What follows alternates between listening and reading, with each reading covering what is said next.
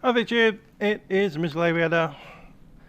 We have Microsoft Flight Simulator Update 5 in front of us here today. That's about a 5 gigabyte download, and it broke all the add-ons. So we'll be flying some default stuff, but also we have the working title G1000 installed. You can get that from the marketplace on Microsoft Flight Simulator. It's the only place you can get it, in fact. You can't download it anywhere off Flight Sim TO or anything like that. So, we'll be flying with that today. It's the first time I've used this particular GPS add-on. It comes, well, it should be a lot more improved compared to last week's almost default G1000. Anyway, should be a good flight.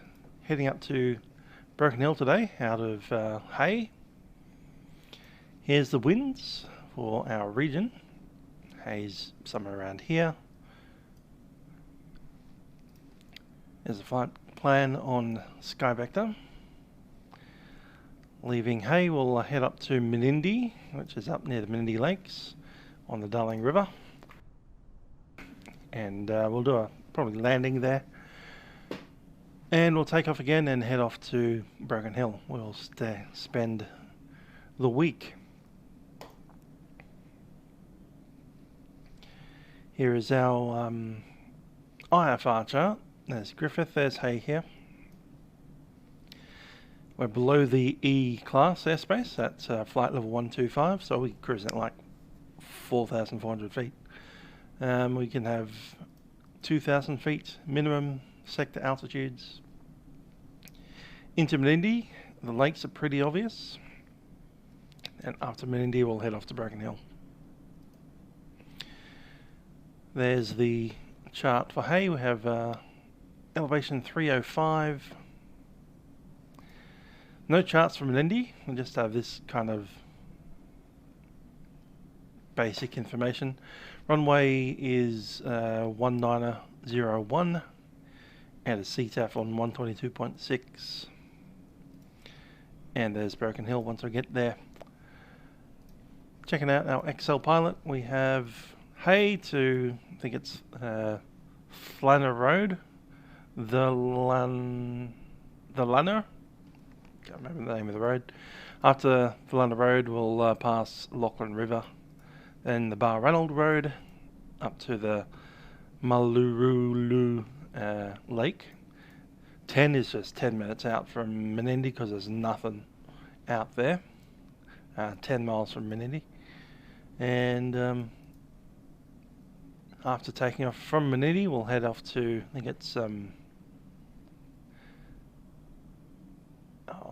Specular Lake or something like that. Yeah, can't remember the name of it. Kunond, which is a homestead, and 17 Mile Lake.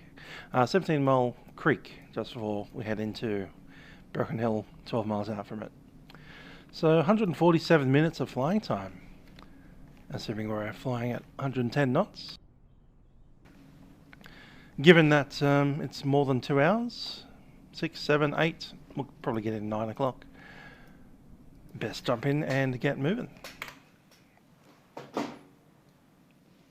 First things first, I'm going to open up the flaps. So let's get them out.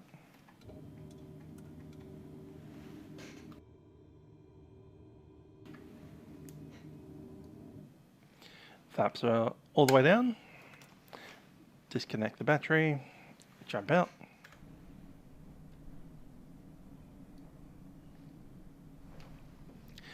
All your usual points. So there's our ailerons, quite happy. Flaps. Door is closed. And the trim wheel.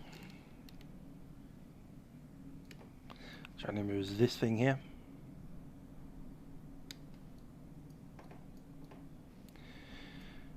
Under there is a, I think it's a VOR receiver, or is it the ADF?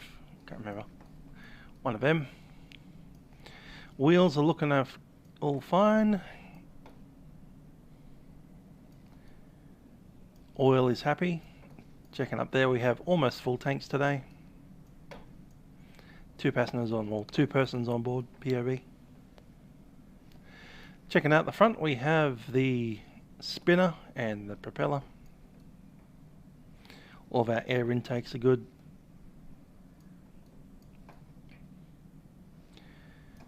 Pitot is clear.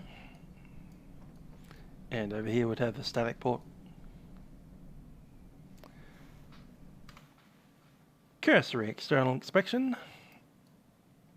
And it's time to jump in and get moving.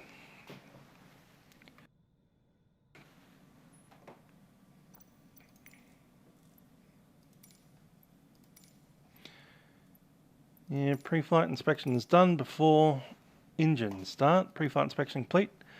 Seat belts are adjusted and locked in. Brakes are tested and set. Hello, Aussie aircraft. Hope you're well. Circuit breakers are all pushed in. Electrical equipment is off. Avionics off. Fuel selector set to both. Shut-off valve is open. Throttle, open 1/4 inch. Mixture, idle cutoff.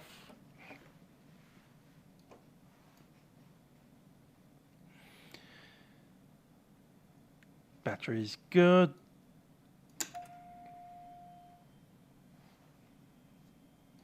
PFD's on.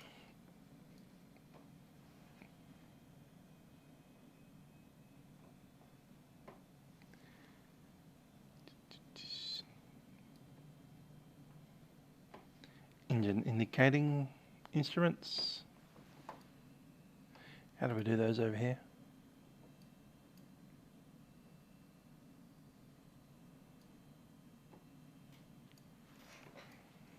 Cool, main boss is fine. And then we'll just start engine. Cool. Propeller is clear. Clear prop.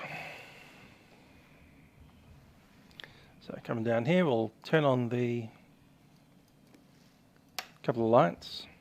Beacon is on, nav lights are in.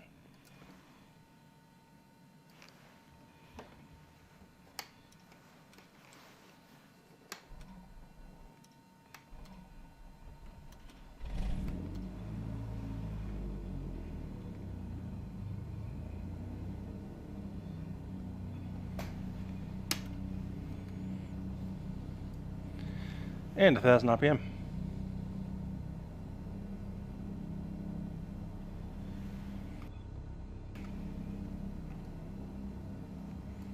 Pump off for the moment. Let's get some of these lights in.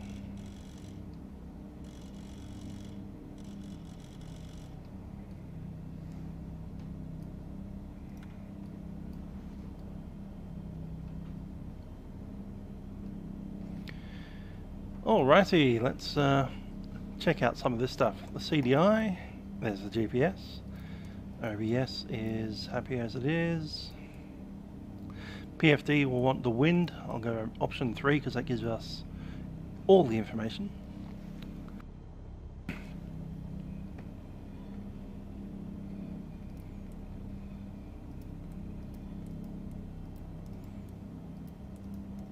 Grab the GPS one, bearing 2.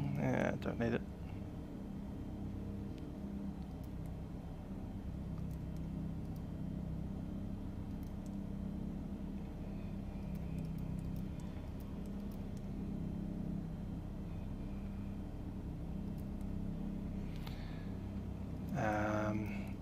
Traffic layout. Oh, there it is. Traffic map. No, I want the HSI map, which is brilliant looking. Otherwise, the aircraft, lockdown's over in Melbourne, kind of, not really. It's we're allowed to drive anywhere we want to in Victoria. Not outside of Victoria. We're not allowed to visit other people's houses, but we're allowed to kind of go into a park and wander around together. Something that I plan to do on Saturday, actually.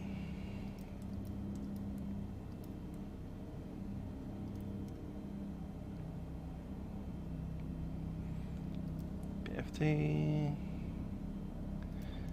Altimeter units should be in HPA. Brilliant. This is something that you can't do in the default. You can't use HPA. We can here.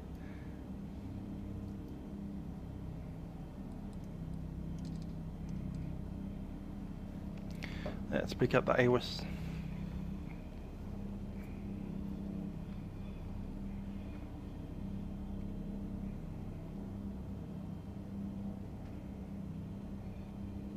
Weather Information Service. Hay Airport. Time 0832 Zulu. Wind 010 degrees magnetic at 5 knots. Temperature 10. Dew point 5. QNH 1017 hectopascals. Rainfall last 10 minutes nil. Automated Weather Information Service. Hay Airport. Time 08. There we go, wind 010. Hay has a runway 04, which we'll be using. That's cool.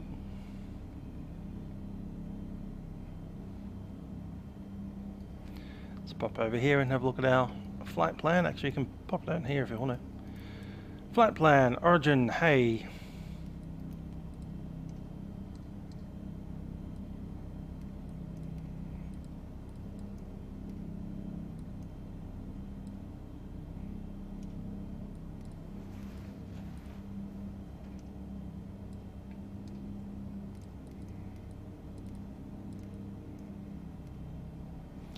There we go, and the runway 04.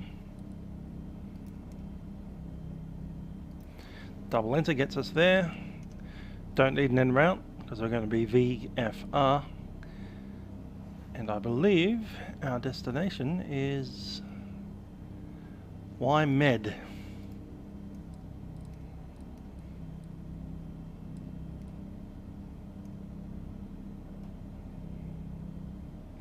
Waiting for next week when we go back to 5. Yeah. Not looking forward to lockdown 6.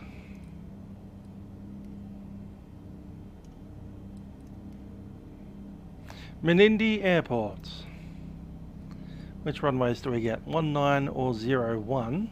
Let's have a listen to the weather at Broken Hill so we can figure out which runway that we'd be using now. One good thing about the phone. Automated Weather Information Service. Broken Hill Airport. Time 0834 Zulu. Wind 010 degrees magnetic at 6 knots. Happy with that. 010, runway 01, set. So I've got no en route because there's no IFR route between these two airports. It's direct. Happy with that. Let's see how it comes in over here. Pop the range out. Gotta love it, don't you? There's Australia upside down.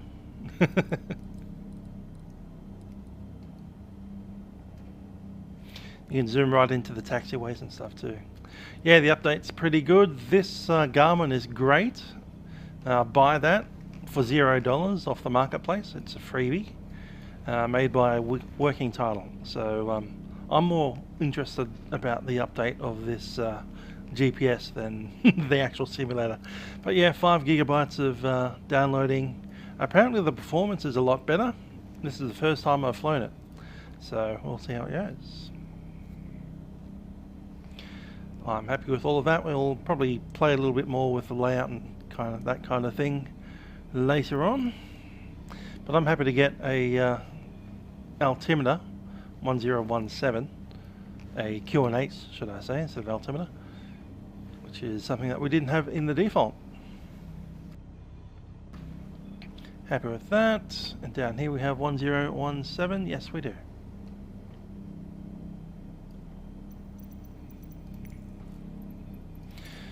After engine start, throttle is at 1000 RPM, oil pressure is checked. Yep, amps are good. Avionics are on, flaps can come up. Taxi light on. Landing light not required. Strobes are off until we get to the runway. Navigation lights, park and brake release, and we'll test the brakes. Parking brake off, and we want to be on the CTAF. CTAF 1267. Checking in over here, I reckon.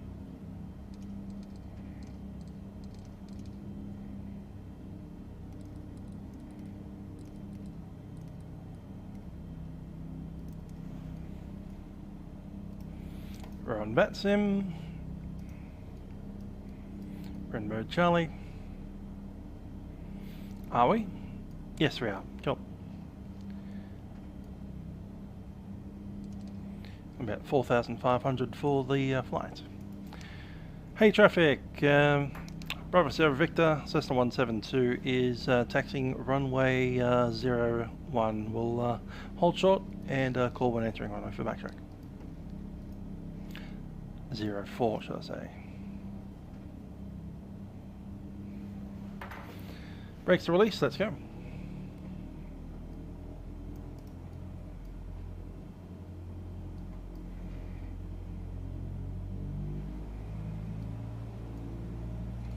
We were on the grass, so I just had to hop our back wheels onto the pavement properly. Just need to be careful about them, so we want to blast. Yeah, probably the way we came, because there's nobody at that part of the airfield.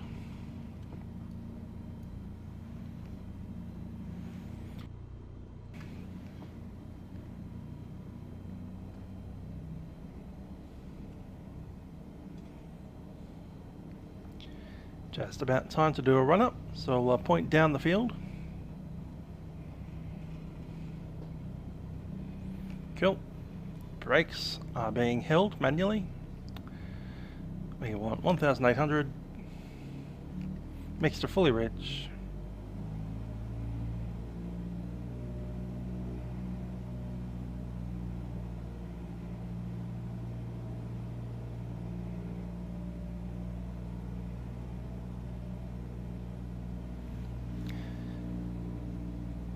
Close stable soon. We'll call it 810. Magneto. That's a good drop.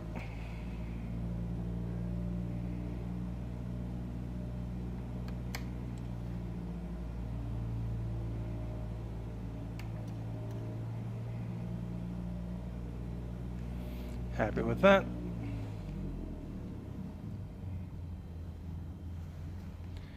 Stabilized at 660.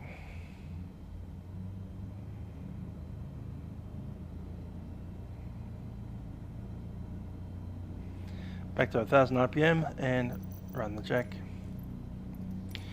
Run-up's complete before takeoff. Com is set, nav set, FMS is set. We're on GPS. Cool. Just need to read a thing. Nav source is on GPS. Cabin switch is off. Flaps 0. Just checking outside. Yep. Cabin windows and doors closed and locked. Parking brake is released. And checking annunciators. Nothing's in. Hey traffic. Hey traffic. Bravo Sierra Victor's Cessna 172 entering runway 04 to backtrack.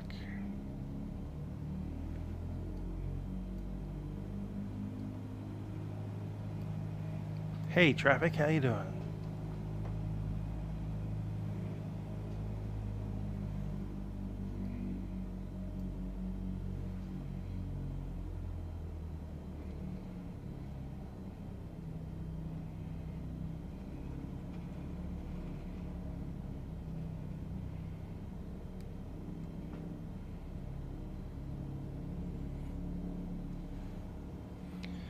Okay, after takeoff we want a heading of 295, 13 minutes.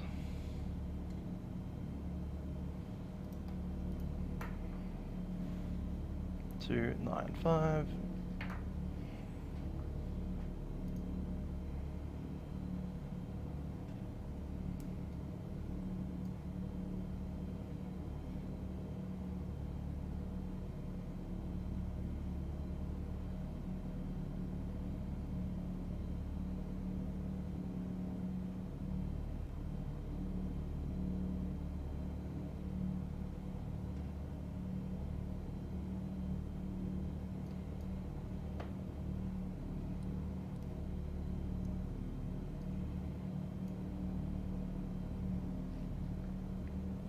So obviously it's a left-hand crosswind departure, and we'll just pick up the heading from there. It'll be on track by the time we hit the Menindee River.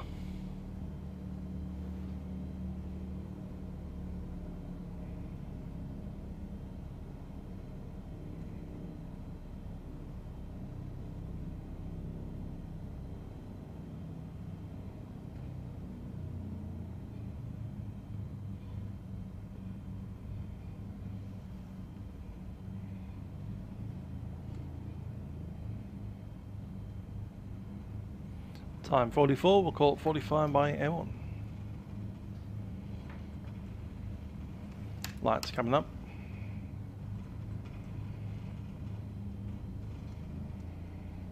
Mixture rich.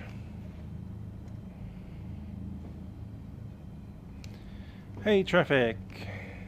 Ah, that's not going through.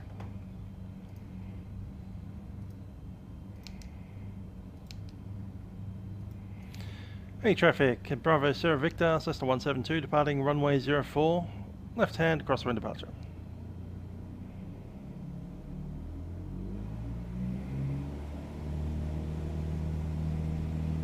Power set.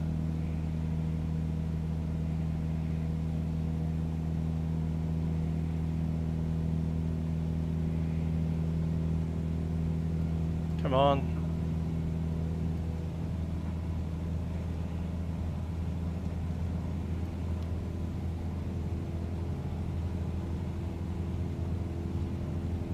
That ground handling still needs a lot of work.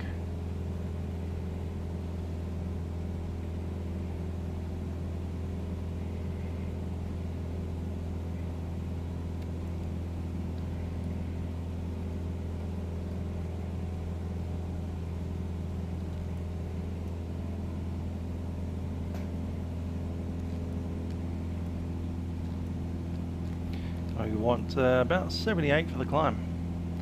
Pretty heavy today.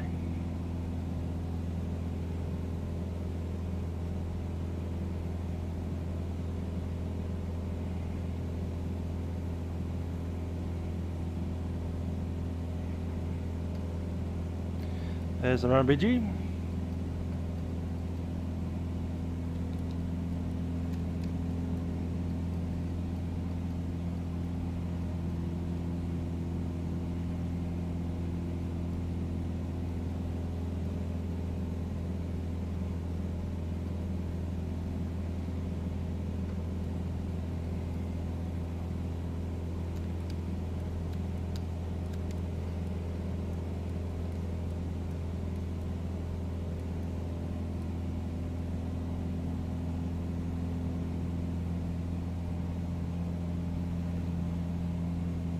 Time is 46. So it's 59 at the road.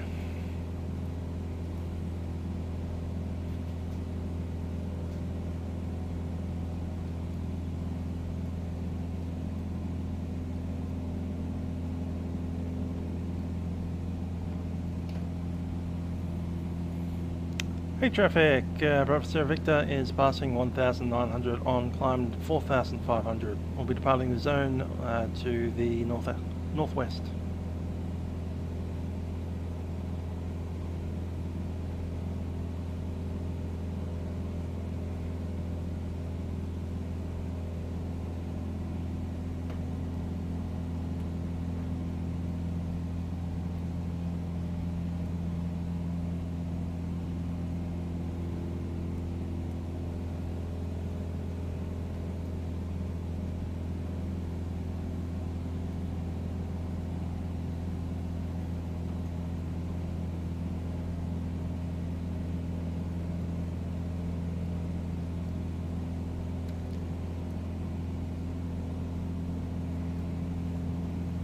Interesting, you can't move the view around. Oh yeah, alright, so normal way is to move the view around with the right hand click. Hold down the click and move it around. But if you hold down the right hand click, you lose control of your ailerons. That's a new thing with the update. So I was to look towards the right like that by using my right hand click, nothing's happening with this. Look at that. Full swings, nothing's going on.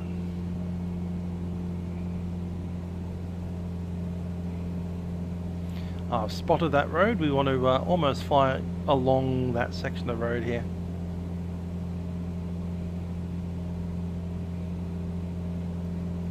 "10 minutes to Thangil." Need to be at 4,500.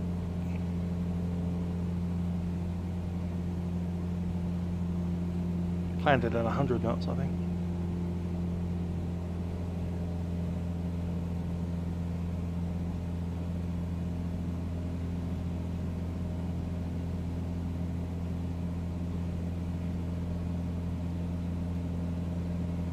$295. Grab that heading.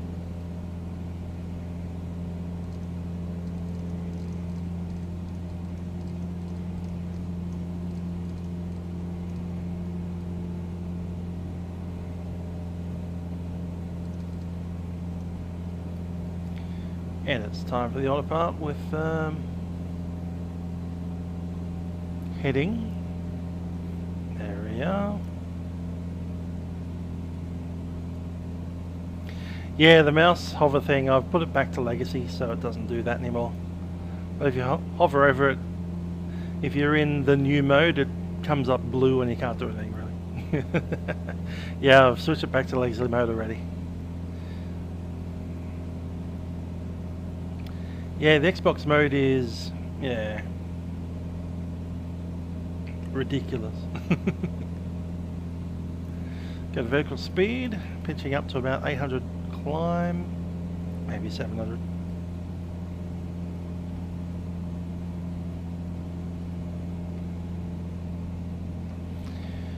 Say goodbye to the Murrumbidgee.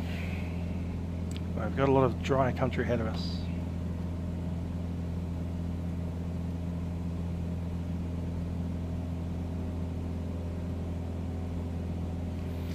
Going to pull back on the mixture a little. And set the RPM down at 2,500. Yeah, a little less than 2.5 is not bad. And checking that EGT as we push that back.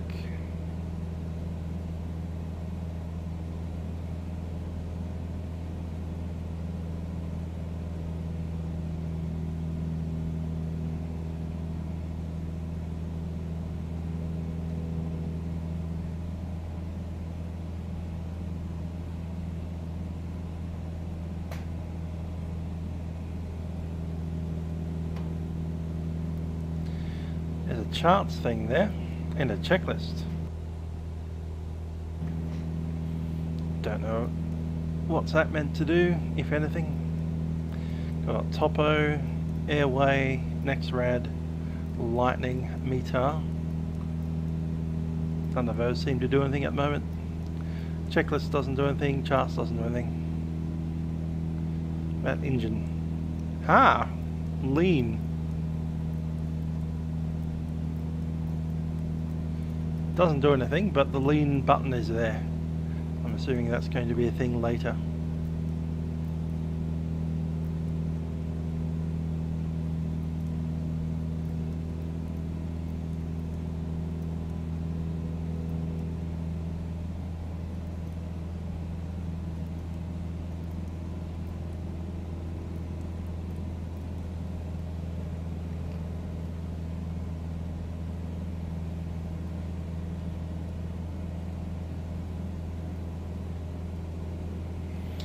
$4,500.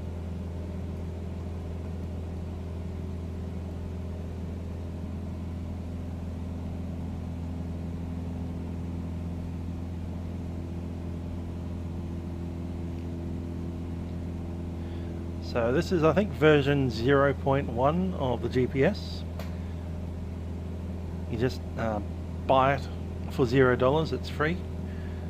Go into your marketplace option and grab it there.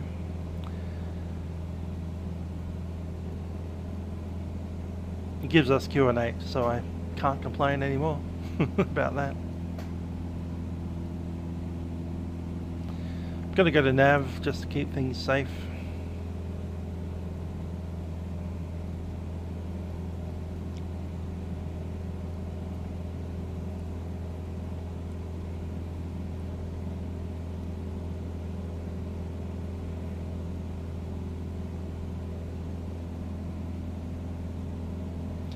Oh, the aircraft can, it's got a VNAV of some sort. Or at least VNAV descent initiation point. It's a Cessna 172. Can't fly a VNAV on autopilot, but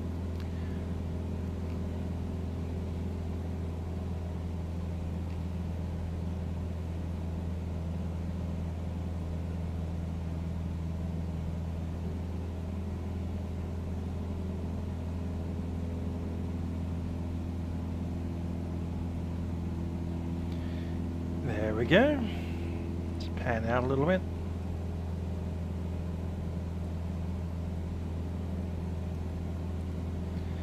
There's the 100 nautical mile circle, and we're almost double that to get to Menindee, which is about maybe 3/4 of the way there. The landscape gets progressively drier as we go further into this journey. As I said, when we were doing the NBN installations for Hay was kind of the end of the world for the section that I was doing. So we're past the end of the world.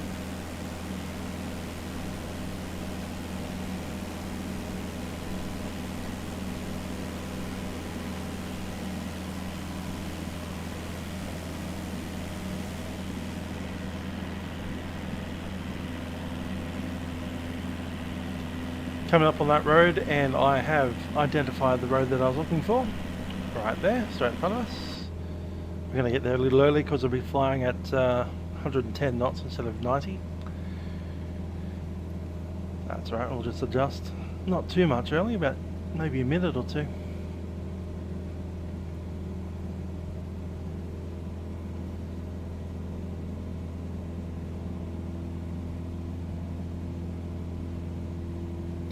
Attempting to push this aircraft a little bit harder. True airspeed 117 knots. We're getting a little bit of a headwind, 273. See how that compares to the forecast. 273 at 20. It's worse. Much worse. Forecast does not come up very nice at all. Call it 275, 274. I'll swing you around a little bit. 18 knots is steady, 273 is pretty steady.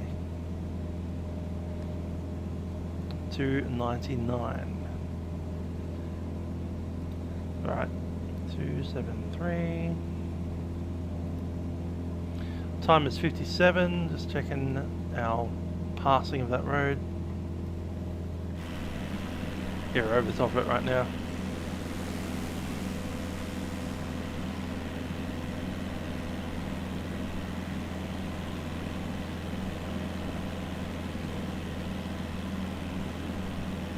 Yep, I'm happy to call it that. Time is 57.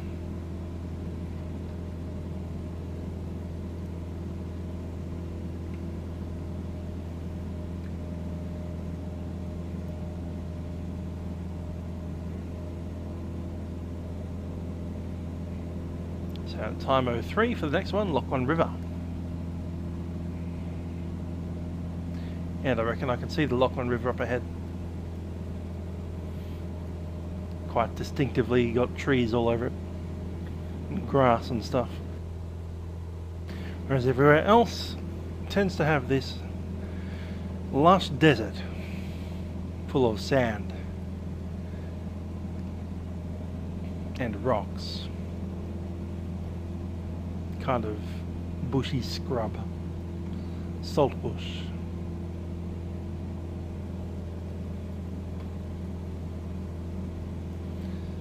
That's the road, I think, Thangle Road.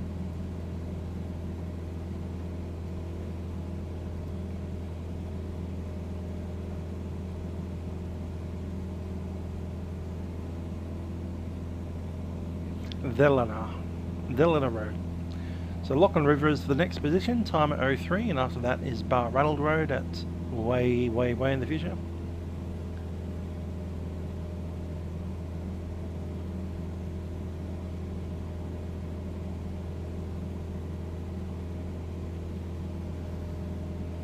Time 31 for that one. The main thing with Barranald Road is it's the next bitumen road that we pass.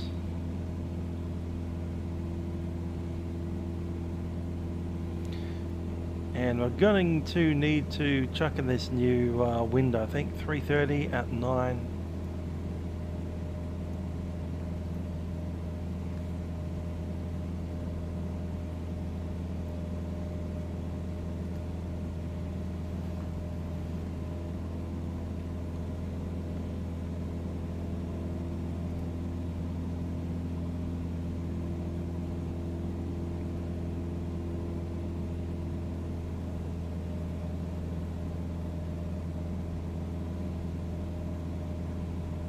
That's going to be a 1 now.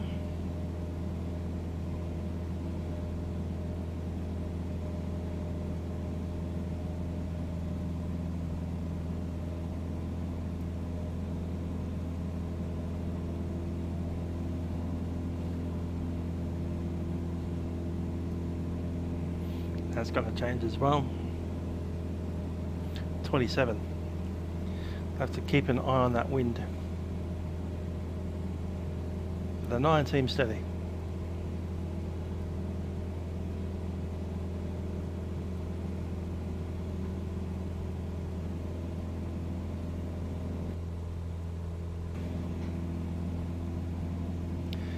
So apparently we have a TCAS, essentially, traffic map. Not sure if it works because I think that there's meant to be a little green thing that comes up. So that may be a work in progress, or it might be that the Cessna 172 doesn't have an ADS-B in. One of those. I don't think the real BSV has ADS-B in either. I could be wrong about that. I need to ask someone who knows. Hey, Ved 997, you around? Does Bravo Sierra Victor have a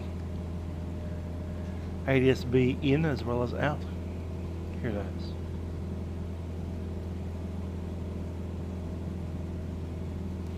Time 01, we should be coming up on the river. There it is. I can see it both in the GPS overlay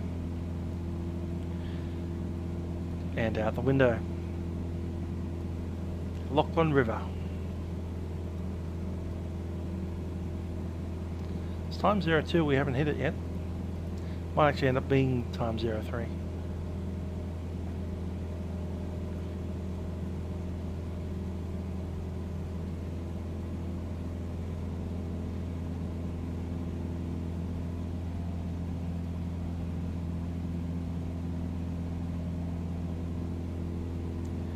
I'm happy to call up there. Time 02. This aircraft makes a slight course correction.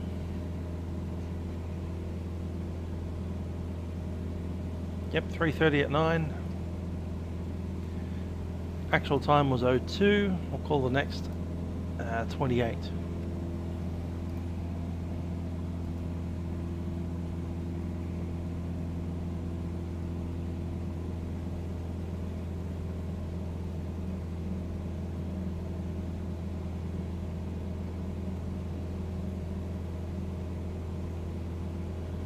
Looks good out there.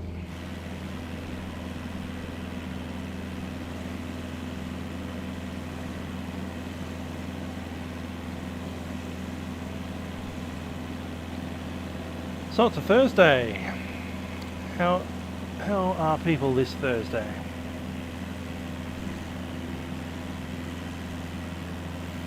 One more day in the week of this working and learning at home. I was doing training today for my new job that's going to start kicking in between now and September. I'll be doing 2 different roles.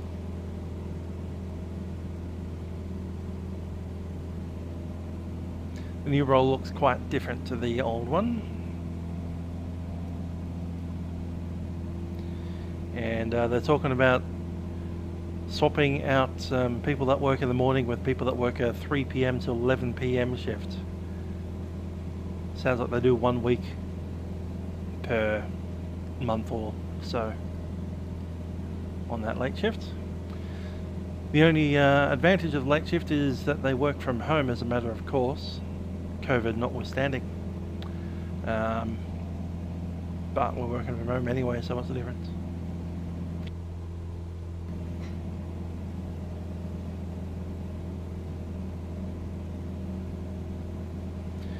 Finishing work at 11 PM, dragging yourself off to bed. Doesn't sound fun. No milk run Monday for that kind of shift. No going to Quest either. But fortunately it sounds like it only happens 1 week in a couple of months. Fingers crossed. They're not lying to me.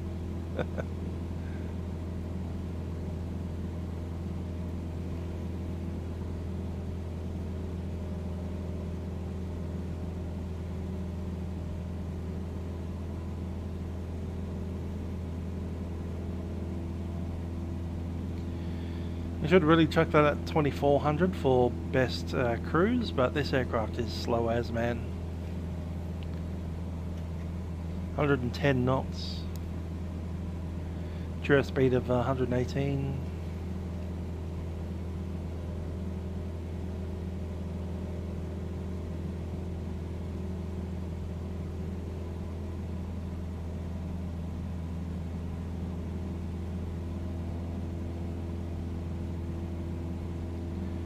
There's the peak EGT.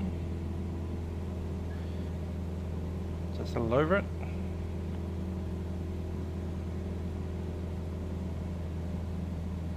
And a tiny bit under EGT.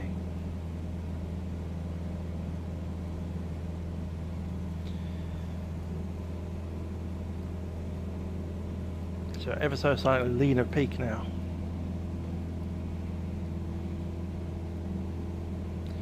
As we pass over our first salt lake.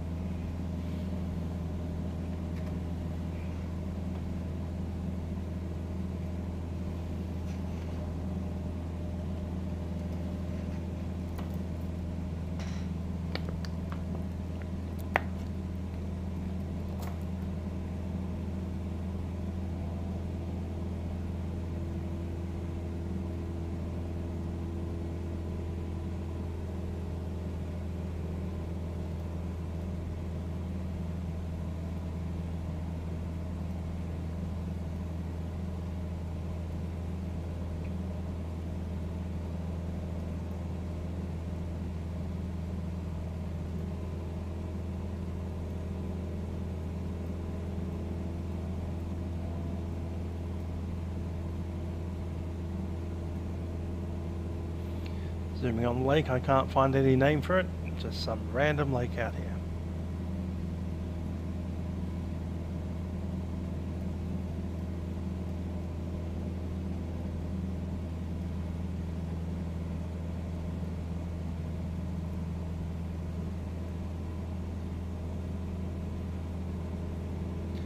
As a Rees Lake, but that's other side of the aircraft.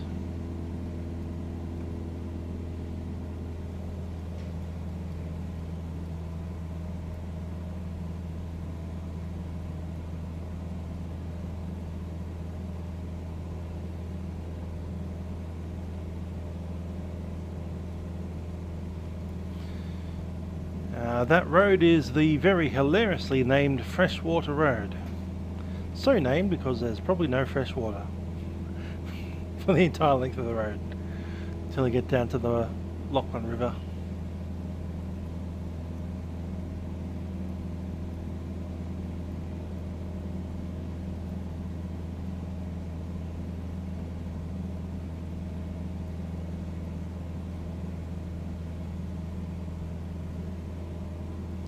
Very flat, very dry.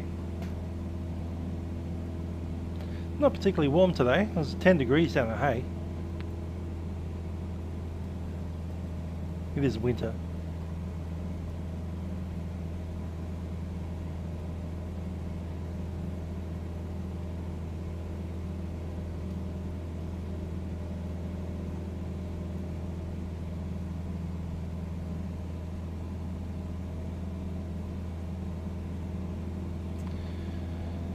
So this is strangely Claire Oxley Road. Claire Oxley. Wonder who Claire Oxley was.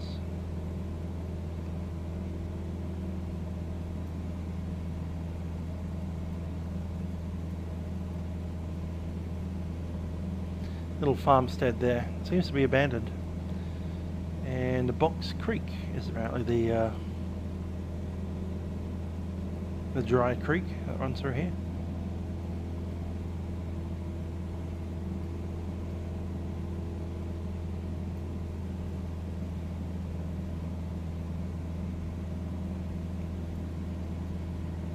That's the section there.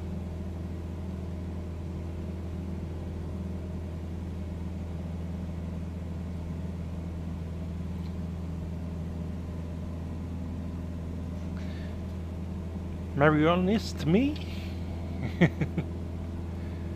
Hi there on Twitch, how you doing?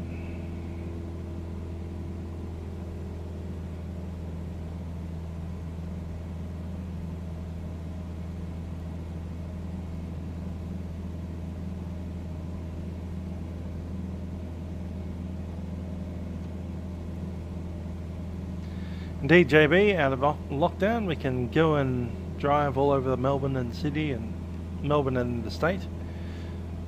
Can't visit anybody's house, but you can go and, you know, have a meal, go into a shop, go on holiday.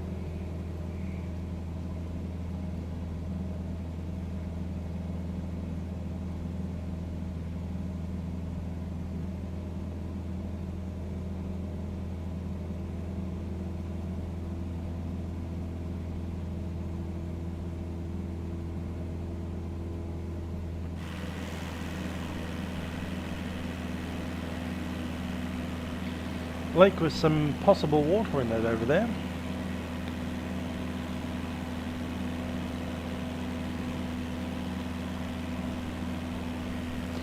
No, New South Wales had a massive leap. Yesterday I think they had 177 new cases, and today they had like 260. It's like, whoa.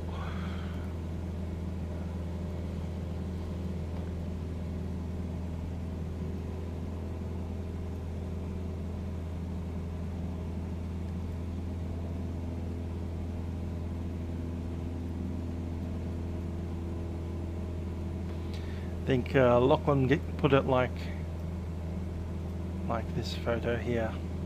Coronavirus update for New South Wales in 29th of July 2021.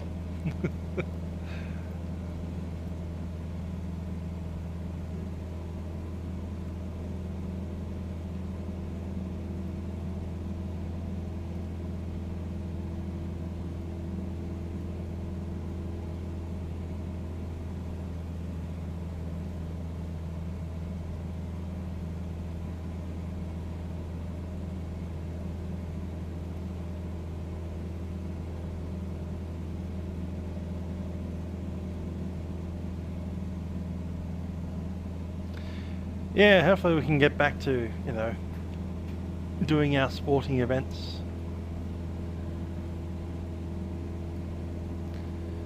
Seeing people instead of being alone, locked up in our houses, pretending to fly around New South Wales in the Cessna 172 RG. SP, sorry. I wish I was flying a Cessna 172 RG. I would have done that in the real world had these lockdowns not happened. But yeah, with any luck we can get back into some and do a redo of that.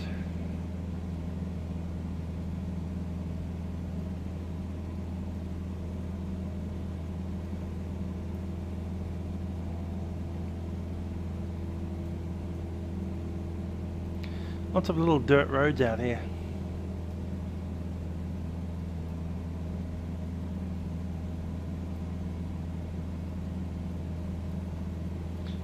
Current time 1:04. Just to remind ourselves, looking for a time 2:08 at the next waypoint. Next waypoint is a bitumen road by the name of Bar Ranald Road. So instead of these little dirt tracks, a proper actual road.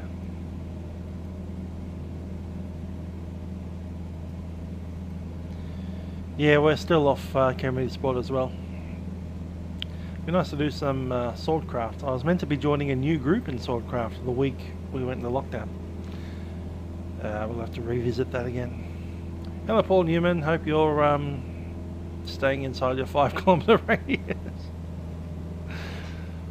Yeah, I know, lockdown sucks. Hope you're working if you're not retired. Hope you're able to work at home or able to make money in some way.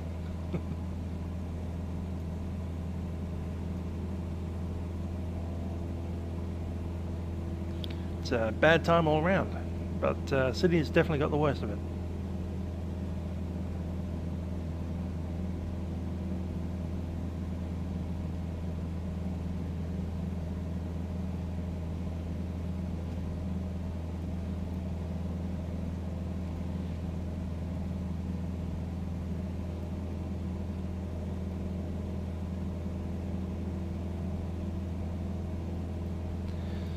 I've been working from home far too long and I'm changing roles at work, so doing training without being able to physically see people is doing my head in. It's just not a great time.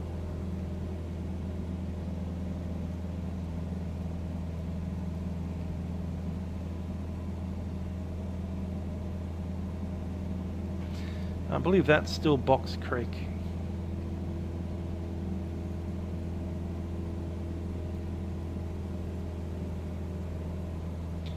So, tracking further north of Box Creek.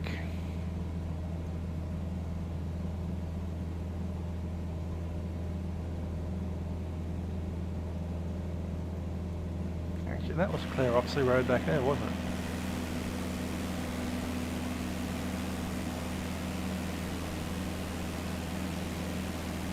That's Freshwater Road, and this is Clare Oxley Road that we're travelling alongside now. Okay, that's I know where we are. One of those rare points in time when you go, I know that road. I can see it on the map. Paul Newman going for his second shot next week. I've already had mine. Mine was last Saturday. You may have noticed me kind of missing from the internet on Sunday. I spent most of the day in bed. Wasn't really sick, just felt kind of flat and tired, so I just went for it.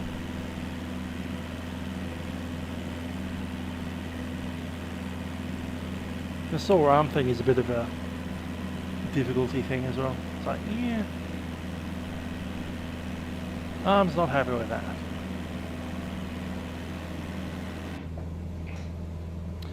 Yes, the working title with a VNAV running on this thing. I don't know much about G1000s, so maybe it's time we have a look at this VNAV.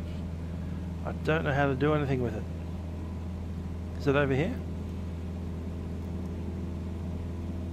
There's engines, leaning system.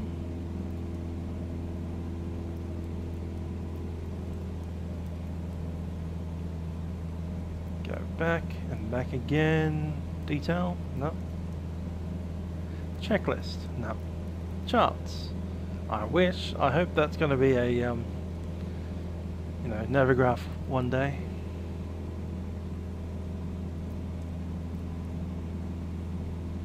So that's airways off. Terrain topography. Insert. What's VSD?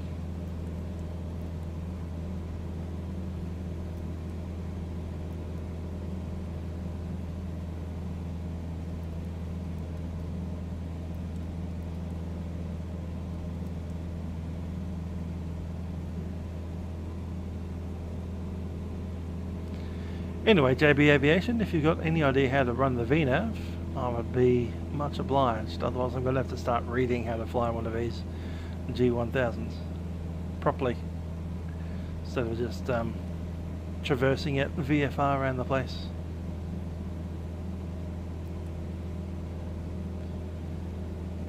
You're in alt already.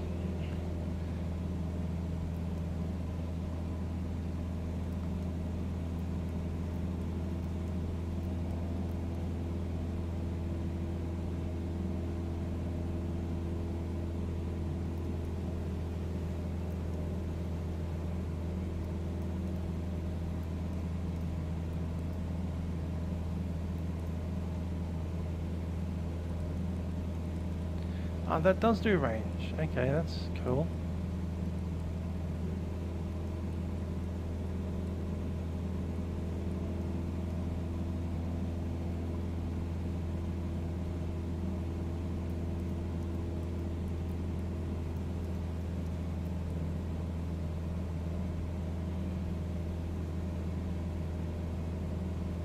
Oh, that even shows you the CTAFs for all of these. Oh, that's brilliant. I like it.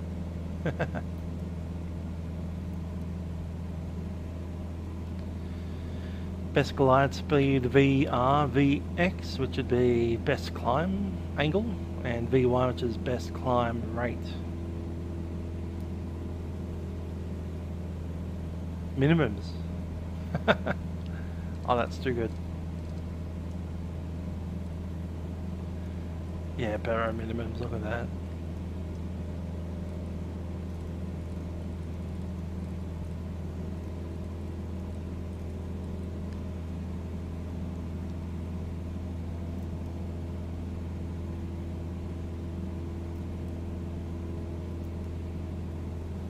There's an ident, transponder, back off.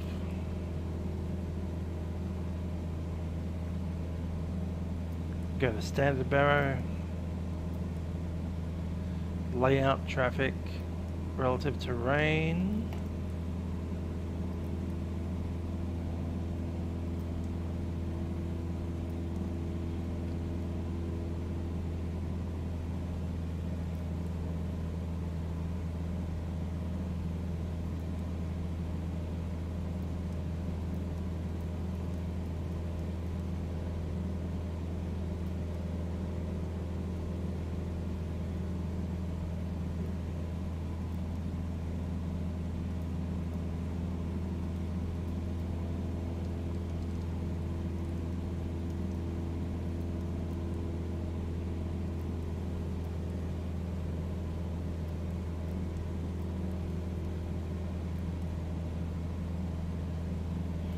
I believe that's where it is. Alright, in the flight plan, that makes some sense.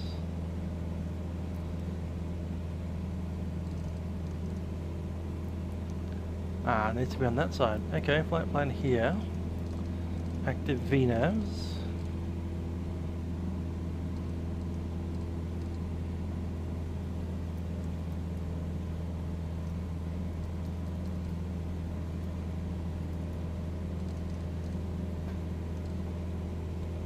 Doesn't need a waypoint in there.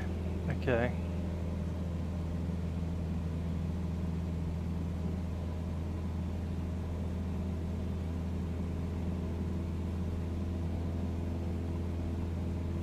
Yeah, it looks like it should be in this section here, so you need a en route waypoint of some description, which then would show up in here, and you tell it to pass at a certain height.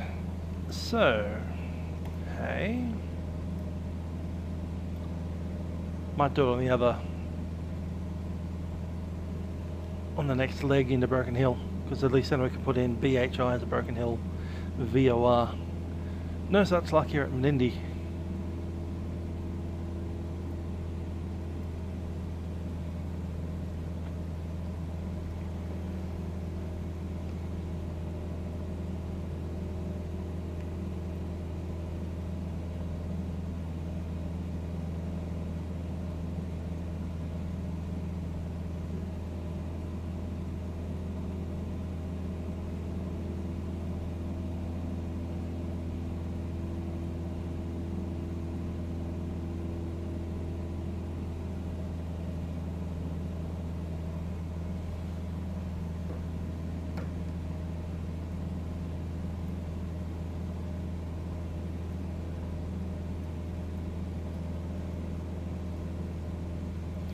Not much in the way of waypoints out here for IFR work.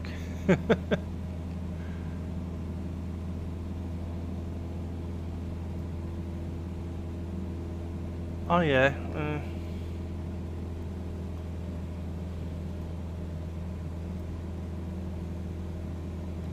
Could do that. Checking the old 33 South 43.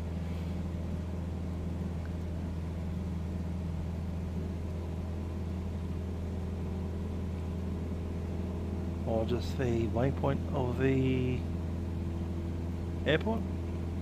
YMed.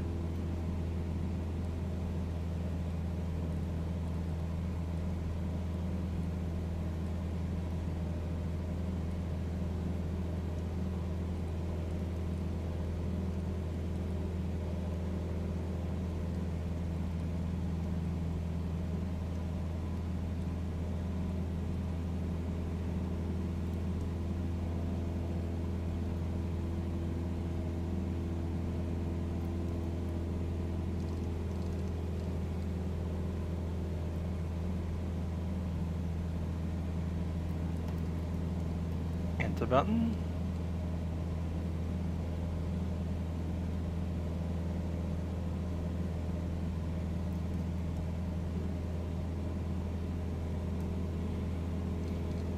Can't get down into that section. Plus the FPL of... yeah, okay.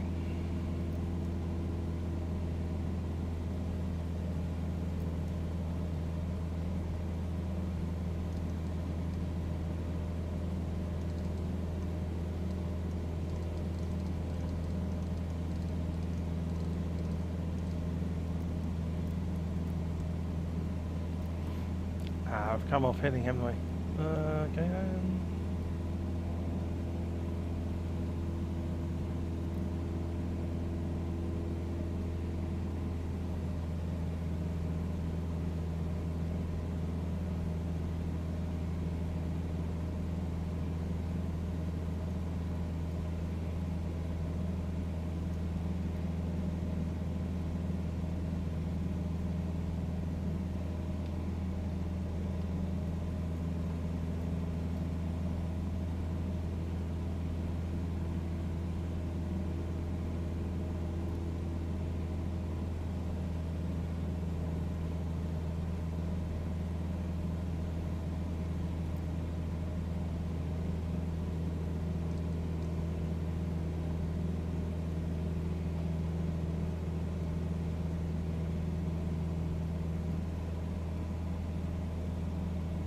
We're flying VFR anyway.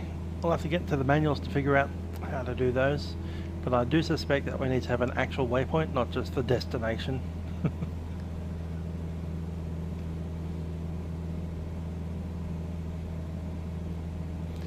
And unfortunately for us, there's none of those out here.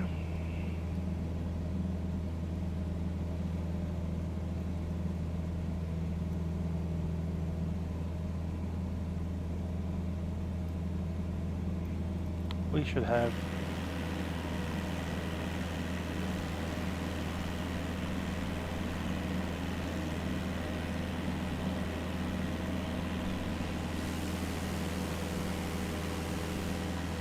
Zappa Railroad.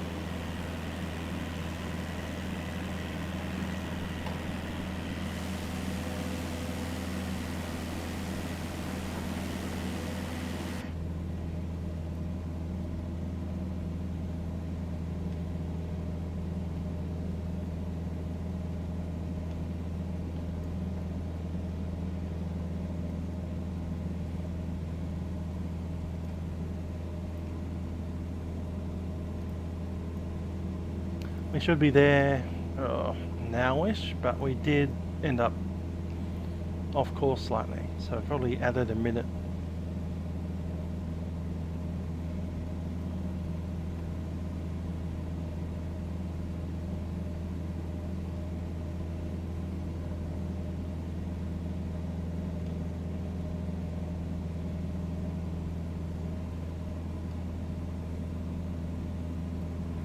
Three, 4, 4 at 13.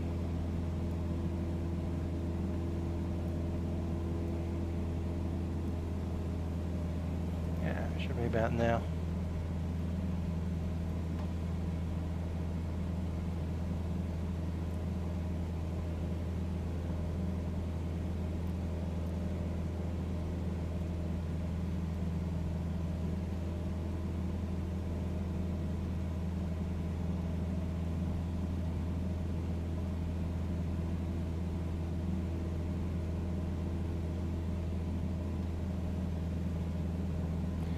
Is that it? Just under the wing spar?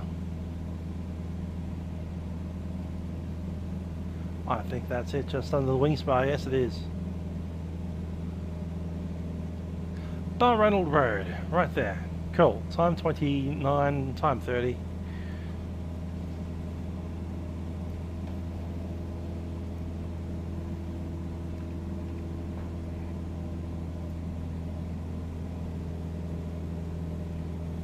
B51. JB joining in from Menindee. Tell you a story about Menindee. I went there when I was in the Sydney Youth Orchestra. We had a tour to Outback, New South Wales. We did Broken Hill, we did Menindee, we did Wentworth and Renmark, and we did Adelaide, and then we flew back home. We did a concert in Menindee at their high school, or school, whatever it is, in their little town, in their little hall. So we show up in 2 buses with a full symphony orchestra, a bass drum, big massive thing about twice the size of a man. I think we managed 2 timpanis, and did we have the tuba that day? Might have been the tuba. I know we didn't get all of our basses on because yeah, carrying an entire orchestra was quite difficult. 2 buses and a truck. So we get to Menindee, and apparently the truck's got a blown tyre, which has taken out our bass drum and our timpanis and at least 2 of our basses. One of the basses had their bass in the bus in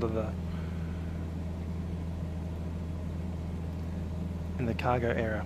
So we play, I can't remember even what the piece was. It wasn't the Rachmaninoff Symphonic Dances, because that was a different tour, but anyway, we played our pieces. I think we had a Sculthorpe piece in there, might have been some Italian stuff as well.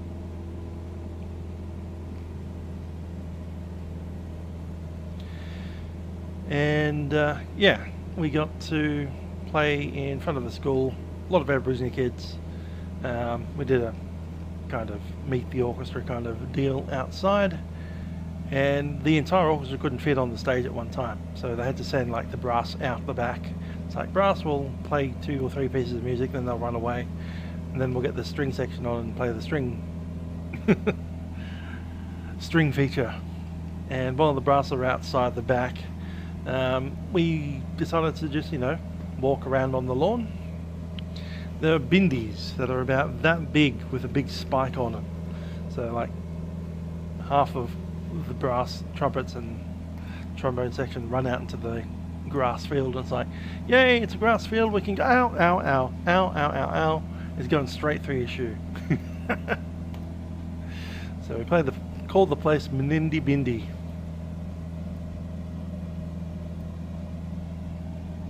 Because the bindies out here are spiky enough to actually sever your shoe all the way through and hit you in the foot.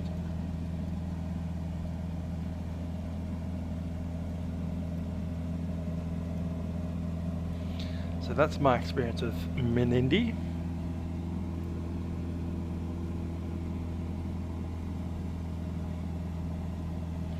So the next waypoint at time 51 is a lake. Mullaroo Lake, Bullu. There is a small lake creek flood area just before it, not named. Willandra Creek. So past Willandra Creek, and then we'll have Woolloomooloo Lake just ahead of it.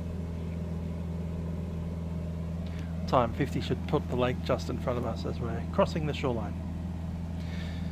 Of course, it'll be a dry lake. No water in it.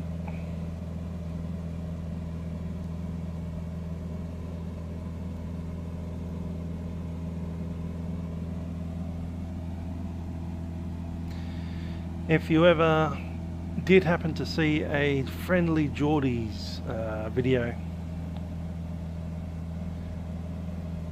you may find, yeah, he did a great video about this part of the world. A lot of cotton growers have been paying the government for water. It's been taken away from other farming ventures out here. Cotton's a very water intensive crop, which makes it a great crop to grow out here. Not.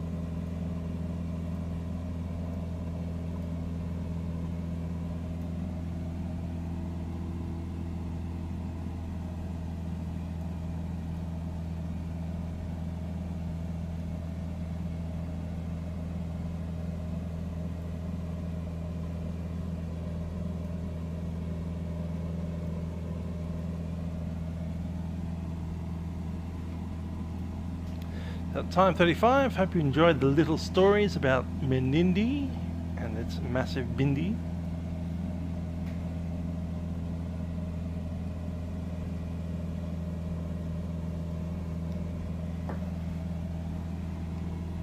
Just gotta check my text messages. I had someone ring me twice.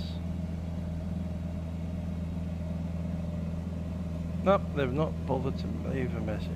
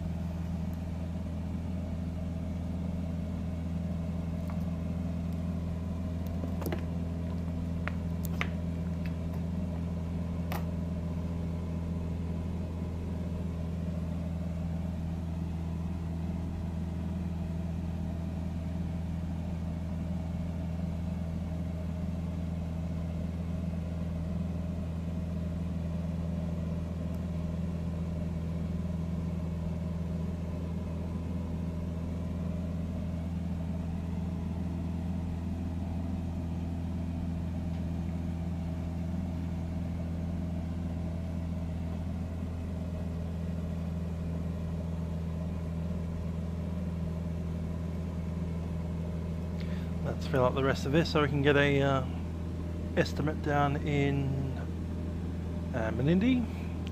Quite a long way to go. That's a 41-minute EET on a ground speed of 96. It's a 65-mile leg between the Mungo National Park, Muluru Lake, and 10 miles out from Menindee.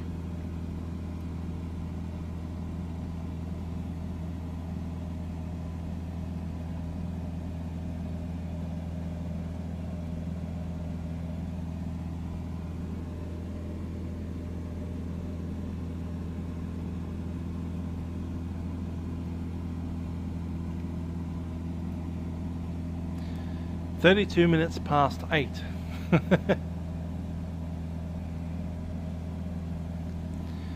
and we should be on the ground at time 40 or so.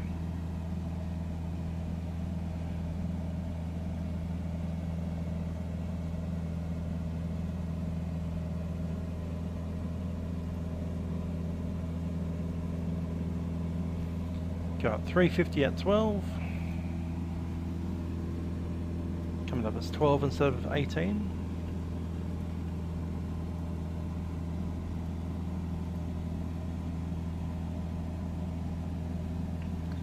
I reckon it'll be at time 50.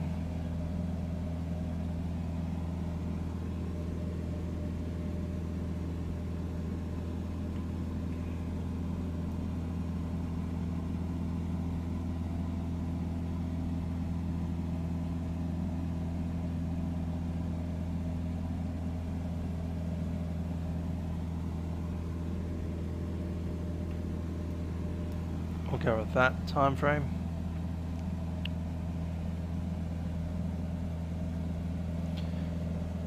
So according to that, we're doing about 101 knots ground speed.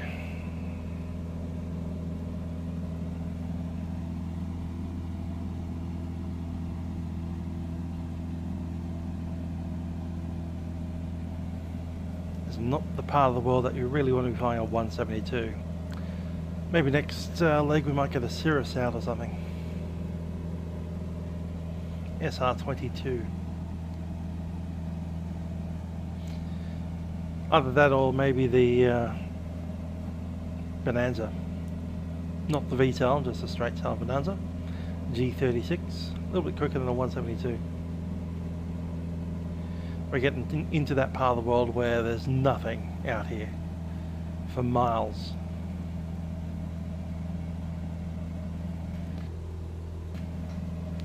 We want to be able to cover some of this distance a bit quicker.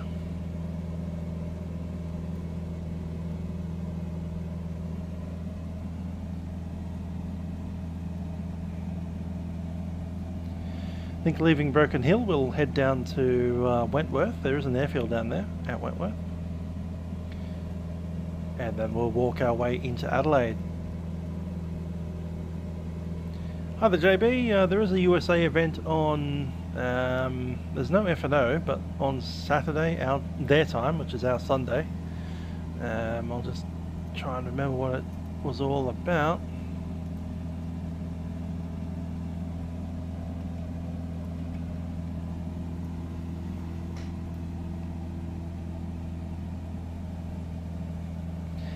Denver, okay. KDEN Denver. 10 AM on Sunday. I'm not sure if I'll be at that. Because I might be flying for real. We'll see how it goes.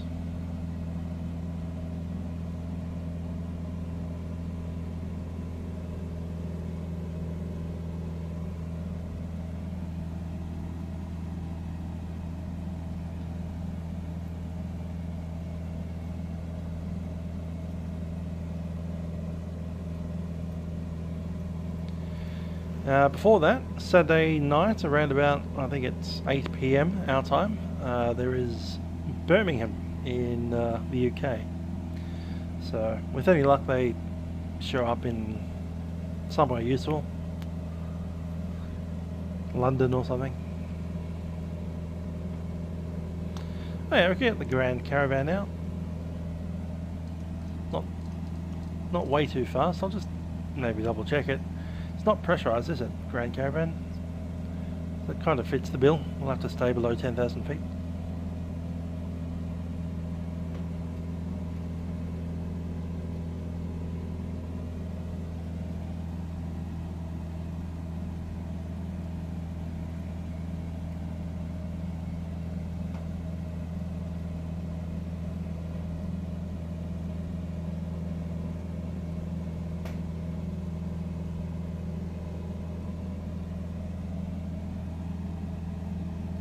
I like how they just randomly put a straight road through the middle of a salt lake. Instead of going around it, it's just like, yeah, let's just power on straight through.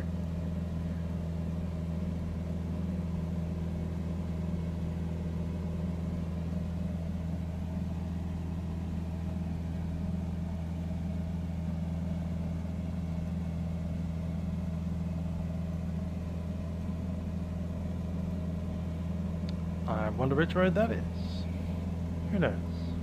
I think this is our lake that we're looking for at time 50. It's 5 minutes out. It might be the one before it. Nah, that's the creek there. So this is the creek and that's our lake. Looks like we're quite a bit early. We'll readjust our estimates once we get there.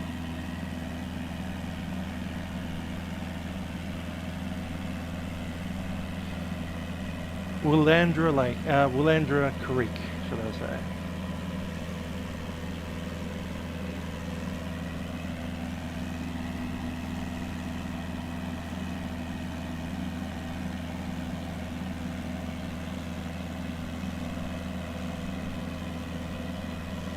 Yep. That's Willandra Creek.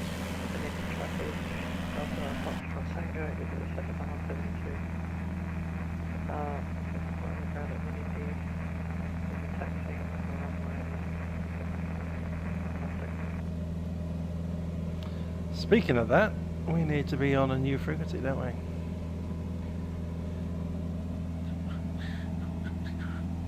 CTAF 122.6.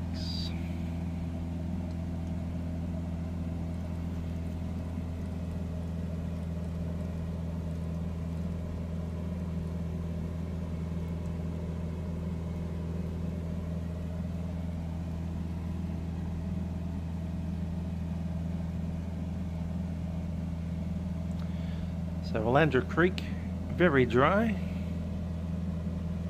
You can see where the water used to flow through. Every time it rains heavily. That almost looks like a little airfield to land on.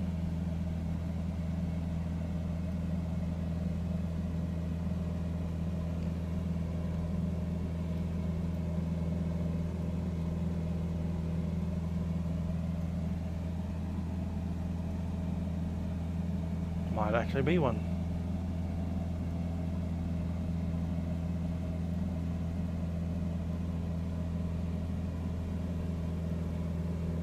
A few sheep stations down there.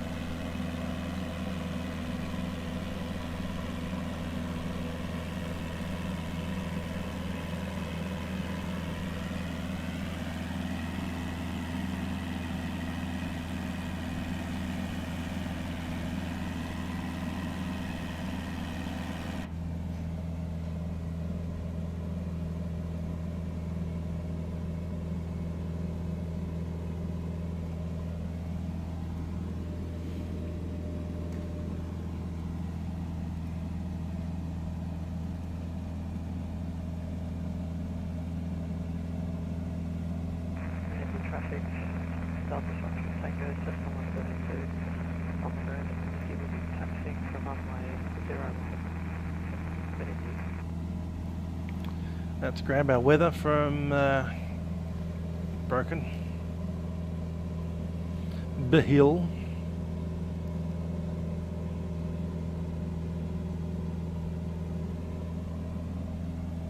Automated Weather Information Service, Broken Hill Airport. Time 0947 Zulu. Wind 010 degrees magnetic at 7 knots. Visibility 25 kilometers. Cloud clear below 10,000 feet. Temperature 11. Dew point -2. QNH 1016 hectopascals. Rainfall last 10 minutes nil.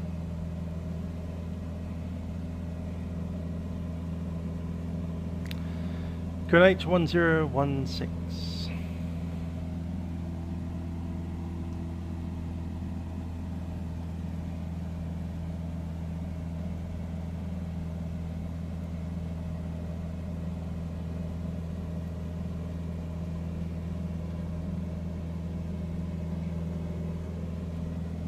Yep, we're at the lake. Time 49.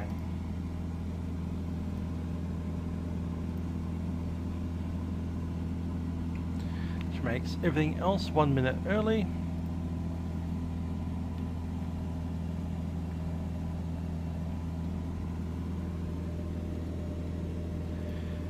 Should it be at Menindee about time 35? Just double check our winds. 350 at 14.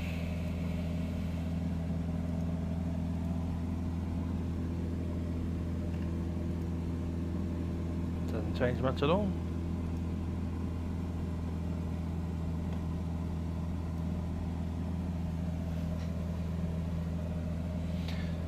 Myself flight sim is 18. There you go. That might be correct. The weather we got was for Broken Hill, so I'm not sure it'll be, you know, 7 degrees difference just down the road, but you never know.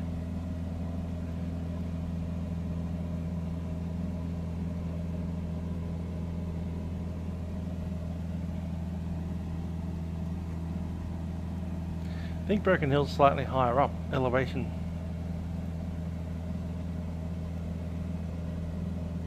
Yeah, nearly 1,000 feet at Broken Hill.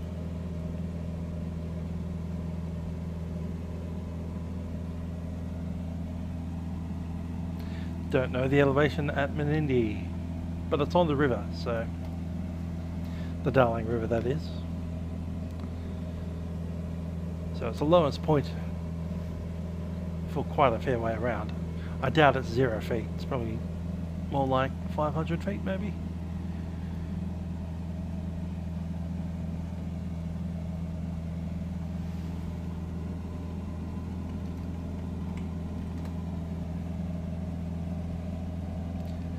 According to Google, it's 61 meters.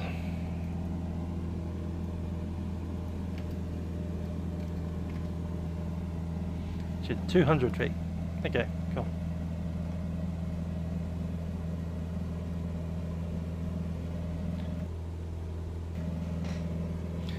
That's the difficulty of not having an Ursa.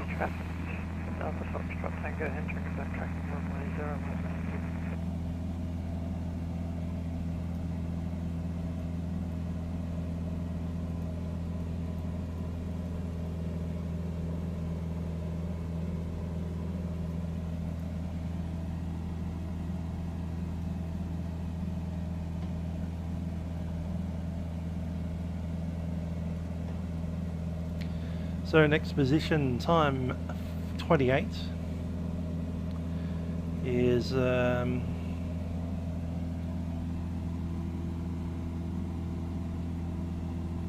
miles. Okay, there's nothing out here.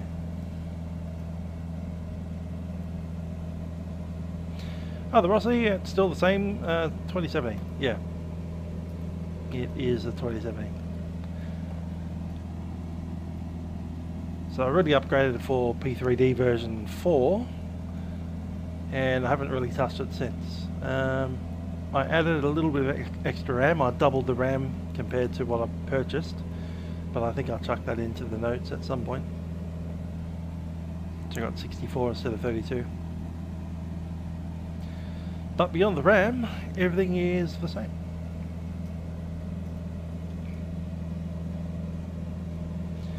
I'm not even running FS 2020 on the SSD. This is on the hard drive.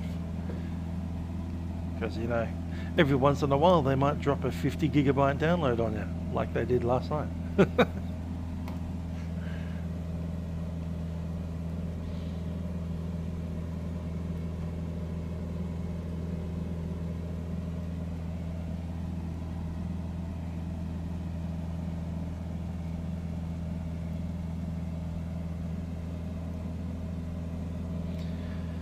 So according to Google, we're over a place called Panban.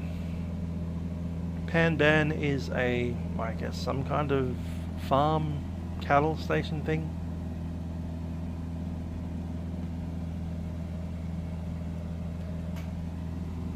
Panban with a B. Pan, P-A-N, B-B-A-N. We're over Panban. Panban traffic. Well, there's nowhere to land anyway, so whatever.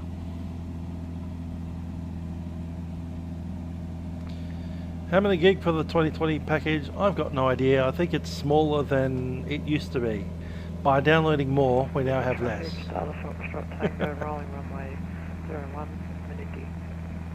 departing to the west for Broken Hill. Some of the updates remove old program. So the biggest update today was 50 gigs worth of new download, and the total size of the whole overall file has gotten smaller, but also it's broken a whole bunch of add-ons. So we can't use, for instance, the Just Flight arrows at the moment. We can't use the helicopter at the moment. Yeah, I'm sure those will come back to us at some point. I didn't check the CJ4, but I suspect it's probably dead as well.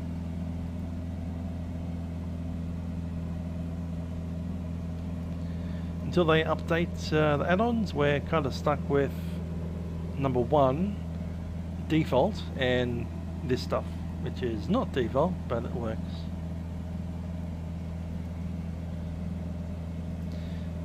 To be honest, I haven't checked the CJ4. That should be the next thing I'll check, because that's obviously the best aeroplane in the sim at the moment. And of course the second best aircraft in the sim is a helicopter.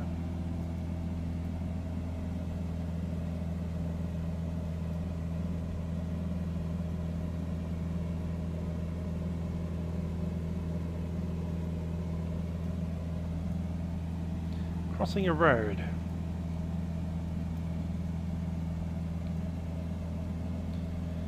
No idea which road.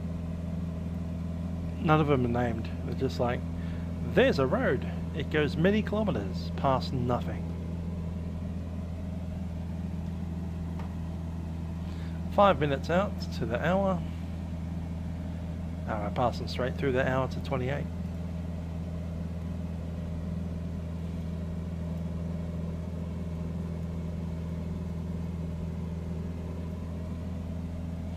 Yeah, I think it's that road. There's a lot of very similar roads out here. Just random scratch marks in the dirt.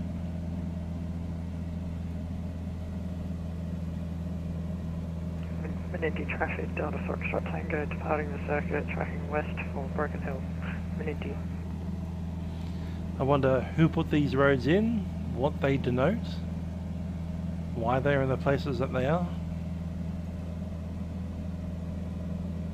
Do they call them certain names, or are they just like, go along that fence line until you come to the 5th one?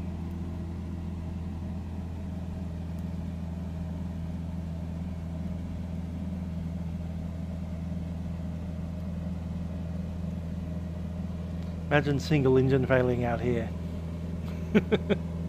Mayday, mayday, mayday, we're going down. Where are we going down?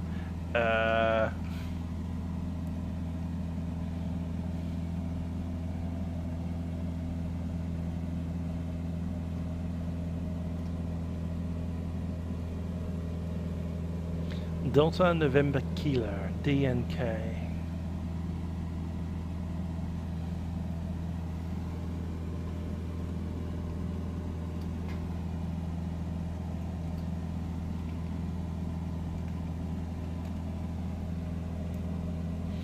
Darnick, New South Wales.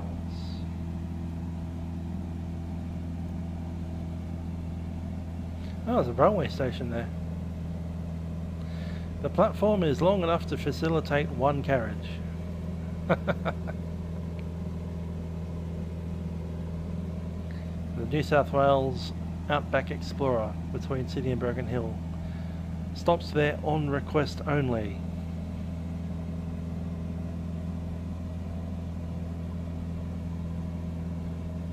And the Indian Pacific, which does not stop.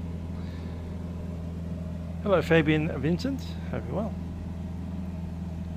Look at that very rusty looking ground. It is rusty. That's literally iron ore sitting there.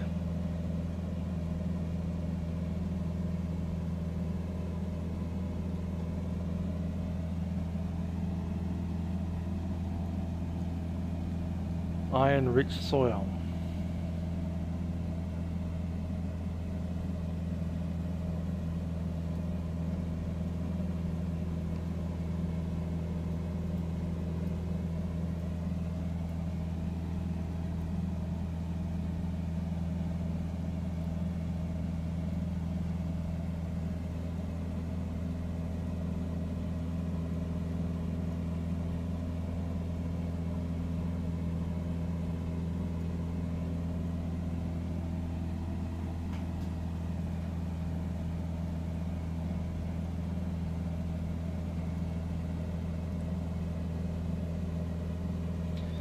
So we're 50 miles to go till Menindee, roughly. Maybe 55 or so.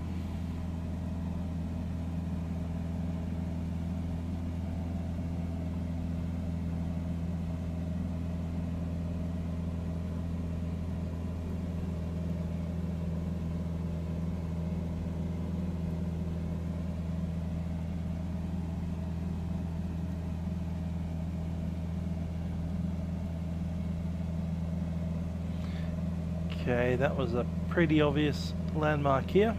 You have two roads right next to each other.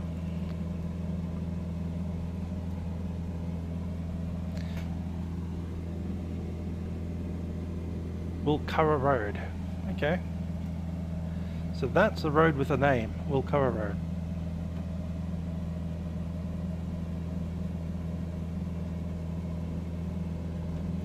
Yeah, the New World map where you can actually see the terrain properly, that's great.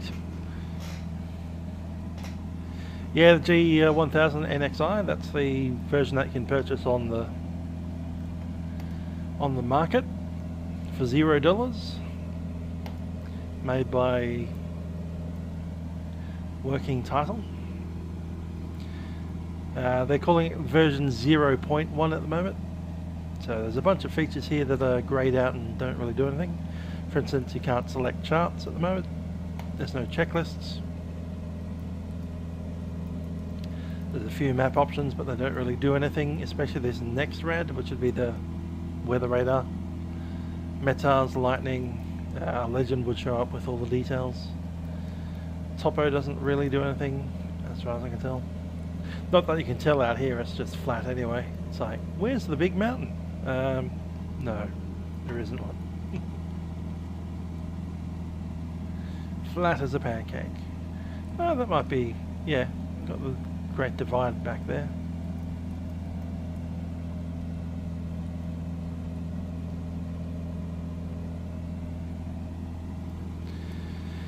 FS20 on Xbox. Yes, you can apparently buy it. No idea how peripherals work. I don't even own an Xbox, so it's not something that really concerns me too much.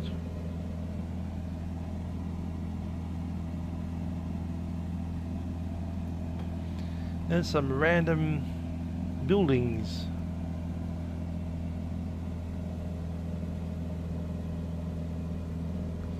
And a dam with some water in it.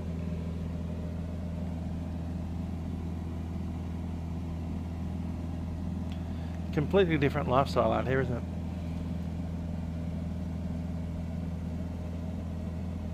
It's like, let's go into town. Cool.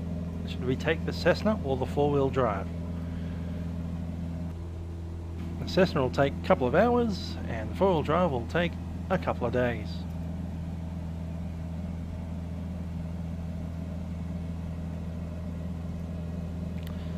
No, the CJ4 is a completely different beast. It doesn't have a G1000 in it at all. But the G1000 will work with, I believe, the what's the thing? The Diamond DA40, the Diamond DA62, Beechcraft Bonanza, and the Beechcraft Baron. Obviously, the Cessna 172, which we're doing today. Anything that's got the G1000 in it.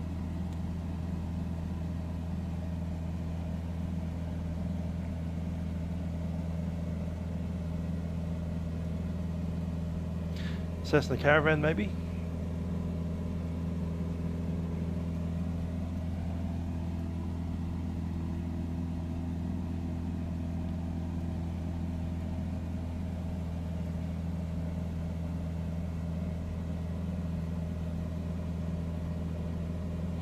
See you, 777. Have a good one.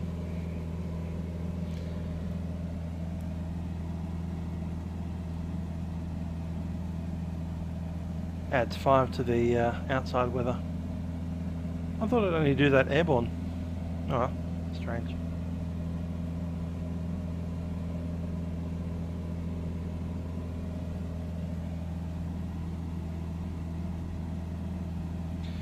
I think I am, yeah. Yeah, I am, pretty much. Spinning my head is a lot smoother now. you don't get those little frame stutters as it catches up.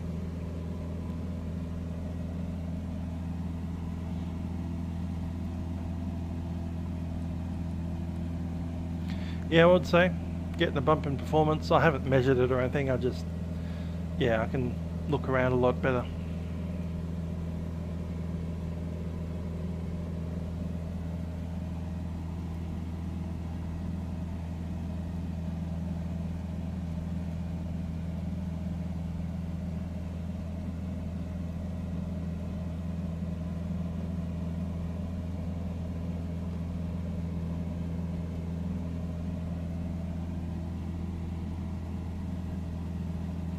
I love how people are just going to the, you know, trouble of putting these dirt roads in. How many people use these things every day? I wonder. It's like I've gone to all the trouble of hacking out this road for the 8 people that use it every week, month.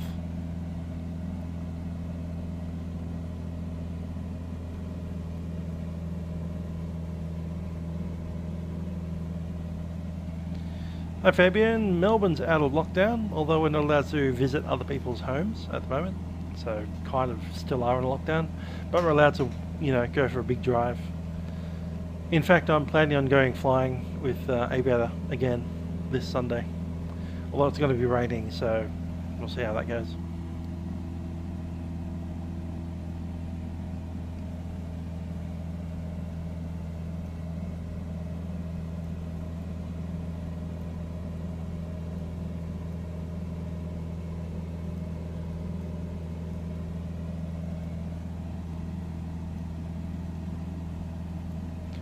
Times 7,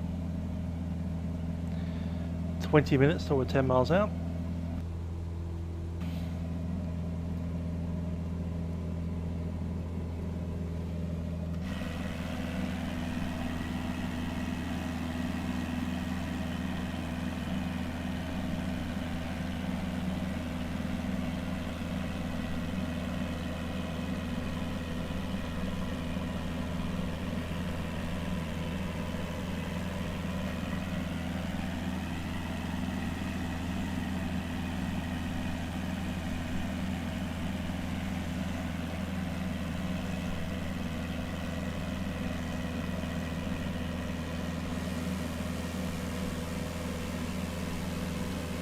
There's that road down there. Cool. I think I've got my position roughly on Google Earth. There's no markings for anything out here.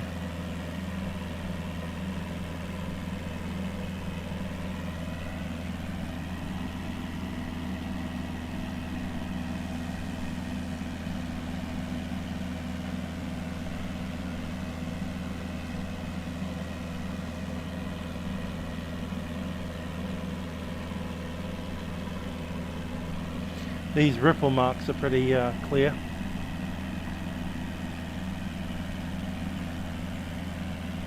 I think I'm here, roughly. There's that road that's going northbound. Those are the ripple marks just up ahead.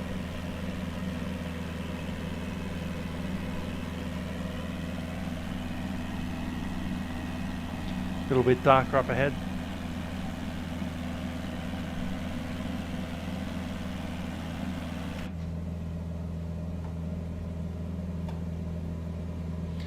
There's the lakes, 50 miles out, about 40, I'd say 40 miles out. Menindee lakes, that is. Somewhere way out there in the distance should be the Darling River.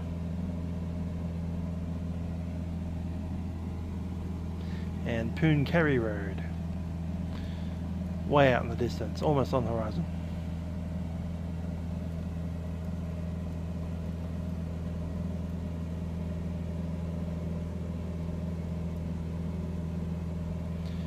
Occasional burrows of trees up ahead too.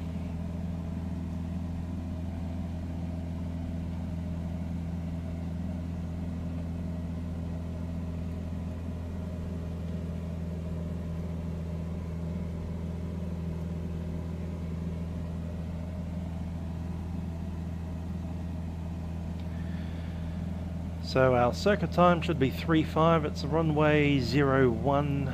We'll fly, from the dead side into the live side of the circuit, left hand downwind onto runway 01, puts us over Menindee Lake.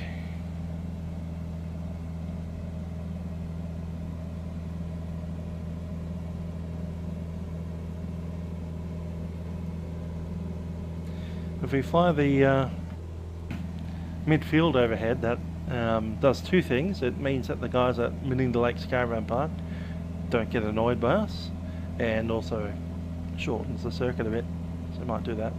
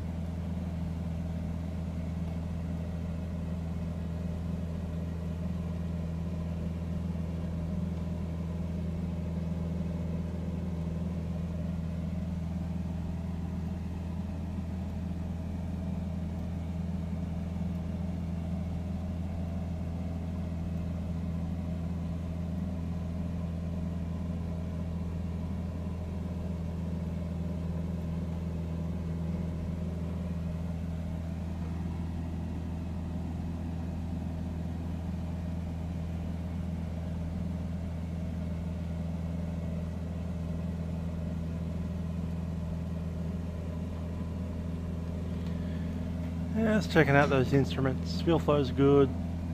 Oil pressure's in the green. Temps is good. Fuel quantity just running through, what's that, 20 gallons.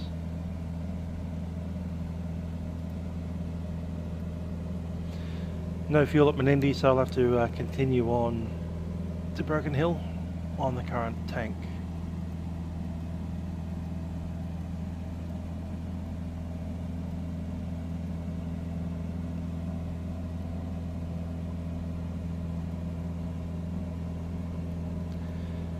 Been a while since I was in Menindee. Was it 2003 or so? Might have even been 02.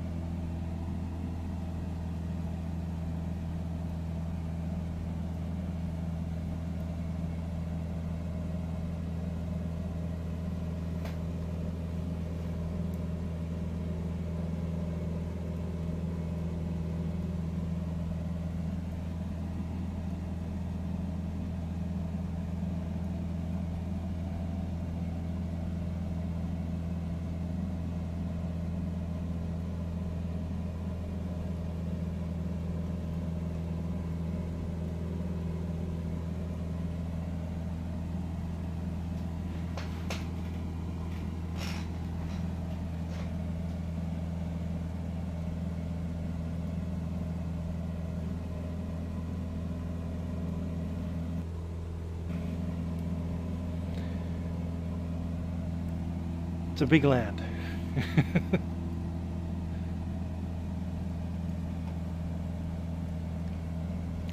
I feel like we bought the wrong aeroplane out here to do this kind of stuff. That's alright, we'll get in by 9:30, 10 o'clock.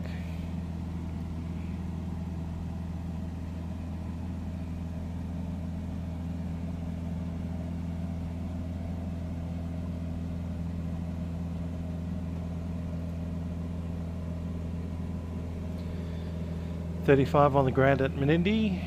Probably get out, what do you reckon, 4:45? That's only 30 minutes after that, so we should be on the ground about 9:20. Yeah, 9:30 we should be done.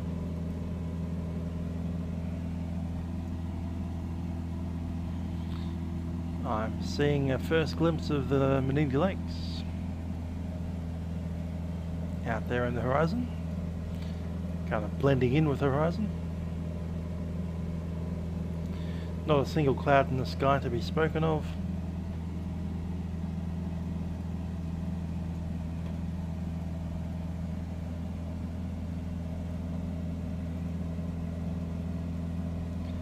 Not a single mountain or hill to be seen.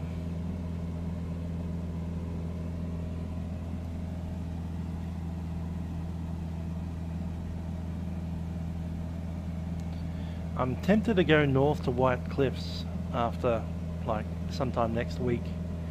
Mostly because it's one of the most weird places I did any kind of work-related activity for. Never went there.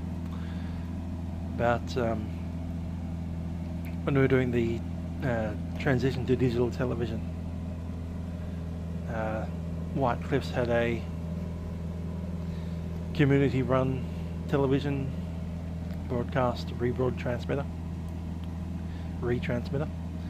and they decommissioned it with satellite TV, so they all went on to satellite on what's that, VAST television network, and they got a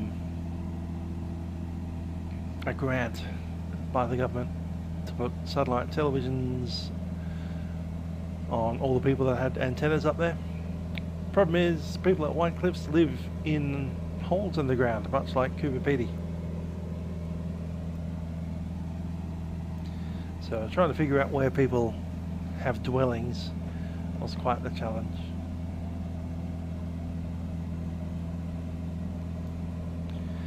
And of course it was summer when we were doing the transition, so no one was in town, because it's one of those kind of places where people only come out up there in like June, July, August. By about September they start going back to the cities.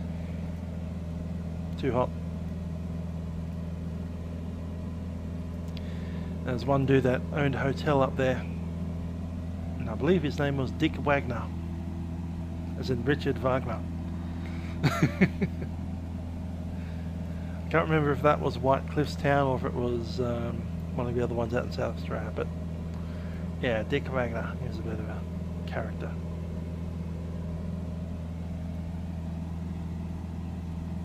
Anyway, stories of the Australian outback. It'd be interesting to do a road trip of the outback, but you know what, it'll be much easier to do it in a vehicle such as this, where you get to do 110 knots up here at 4,000 feet.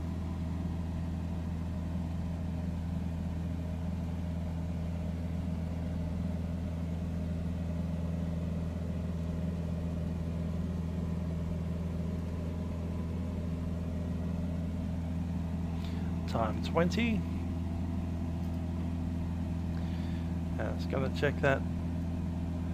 351 at 19.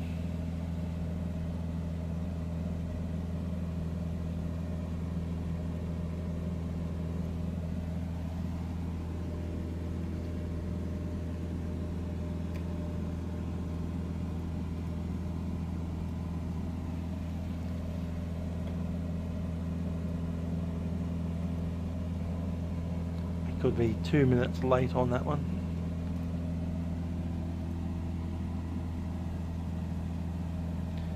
we'll see how it goes. 7.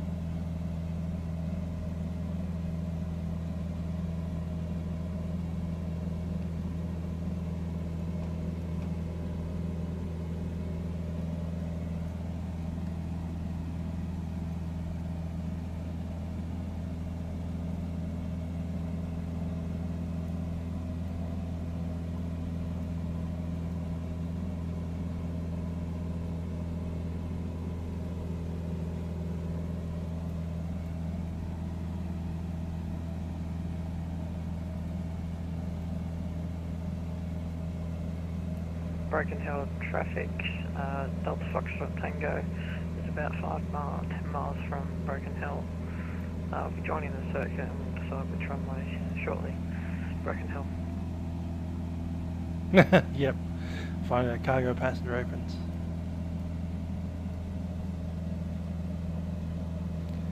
There's some random dam, Little Farmers Dam.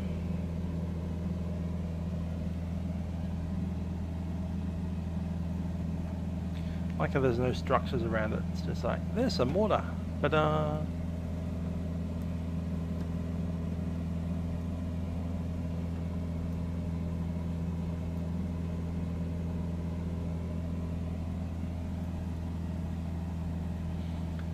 think that's Menindee Lake straight ahead.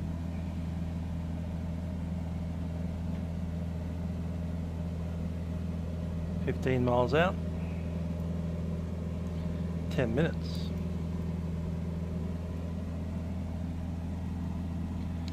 Menindee traffic, Bravo Sierra Victor Cessna 172 at 4,500. We're 15 miles to the southeast of Menindee. Estimated circuit time 35, runway 01. Traffic Menindee.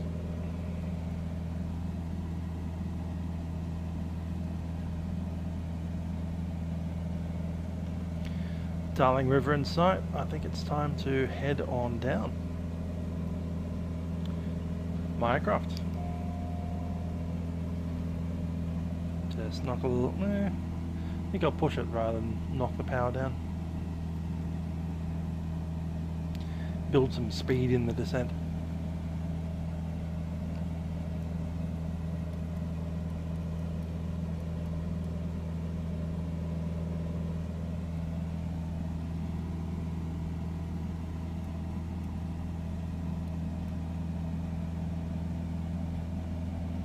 Little touchy on the trim today. Intriguing.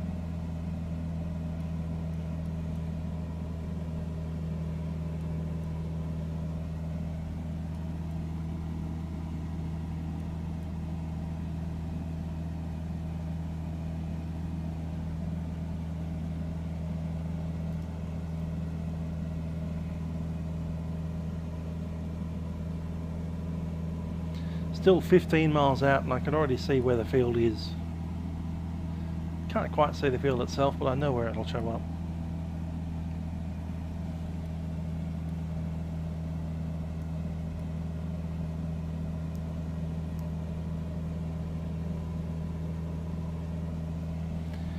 Yeah, we need something to do with Melbourne.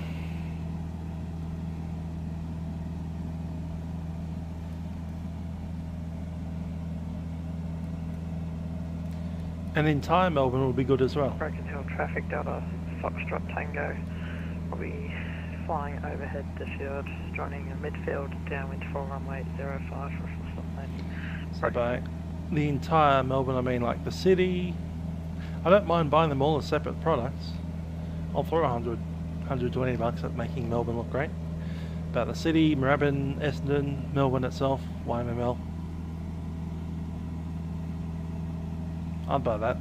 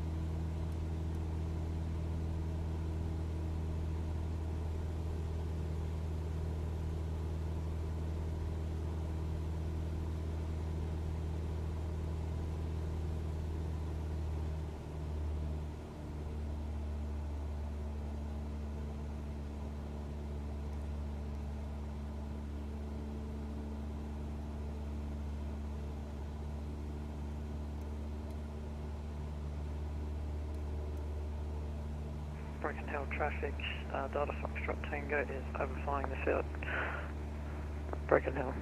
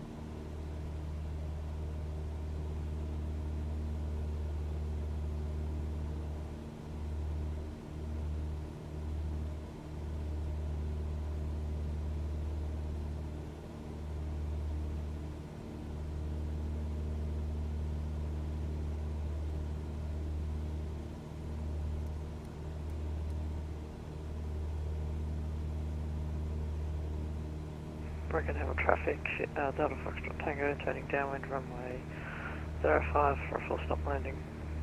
Delta Foxtrot Tango, Broken Hill.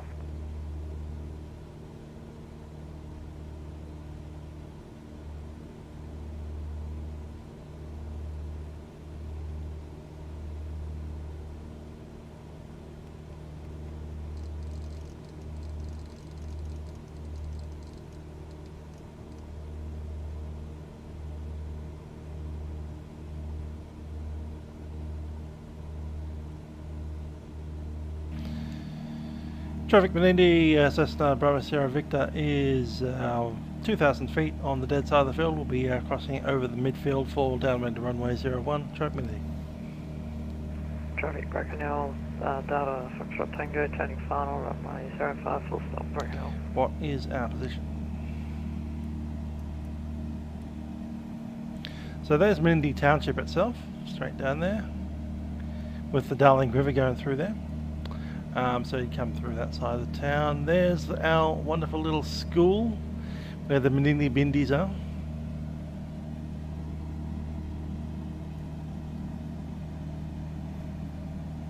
The only green patch of ground in this area, and it is full of bindies the size of, you know, barbed wire spikes. Yeah, straight through your shoe.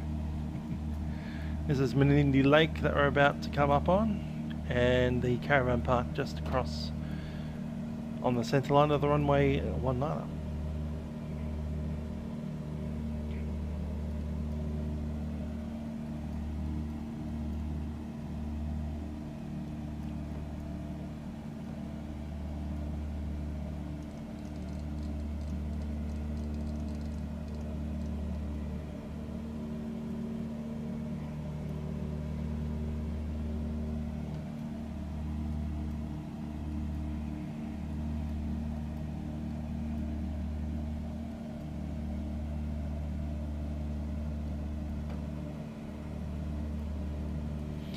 $100 knots looks good to me. We're going to go full mixture.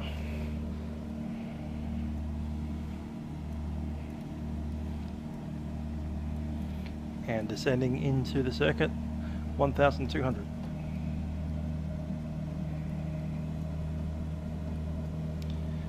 Menindee traffic, Bravo Sierra Victor, turning downwind to runway 01. Menindee traffic, Broken Hill traffic, Delta Foxtrot Tango, clear for runways, Broken Hill.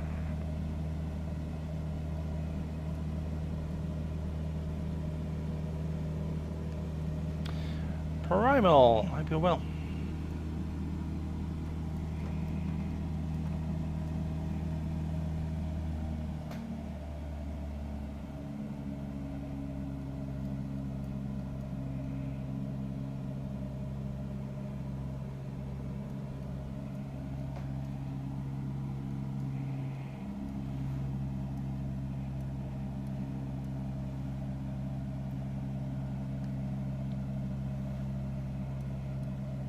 $1,300. Brakes are released, undercarriage is fixed, mixture rich. Pump is on.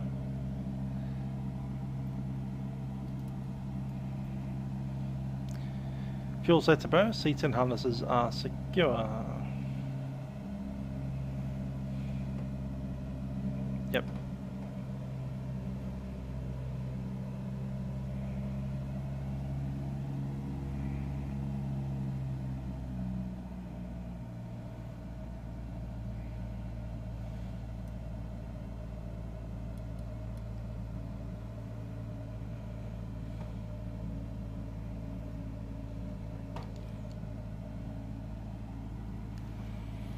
Laps 1.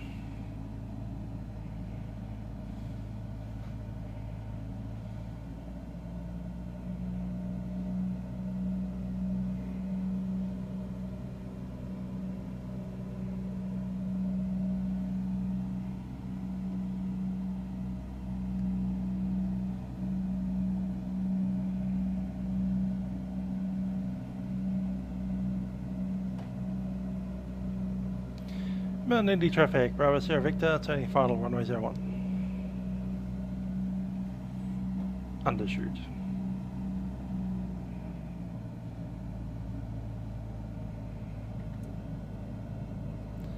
I'll take all the flaps. Speed 65 for the descent.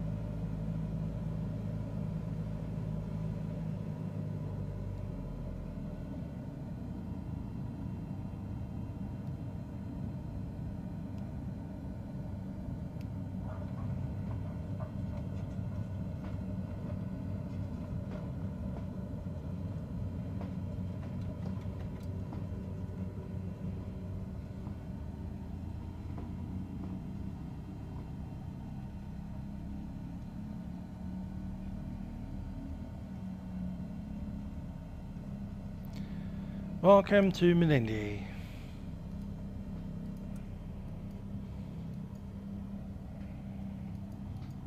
There's the fuel bars over there. The real place doesn't have any.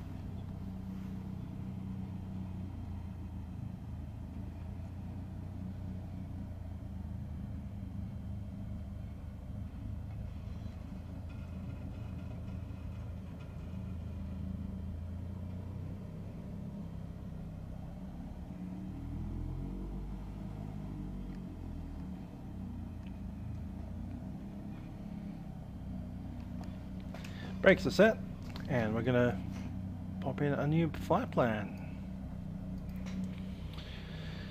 We're no longer coming from Hay, we are coming from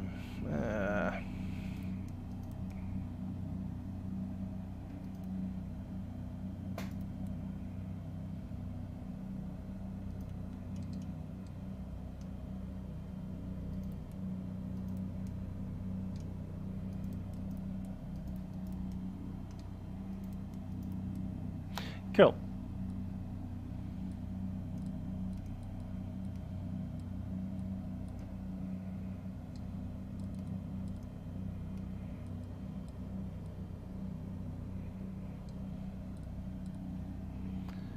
What's this place called again?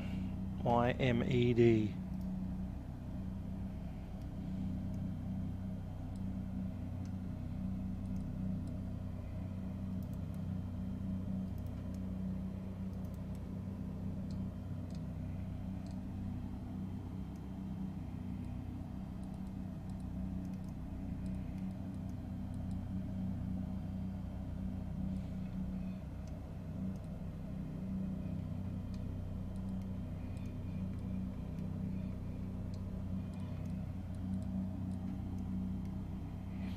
Broken Hill and runway 05.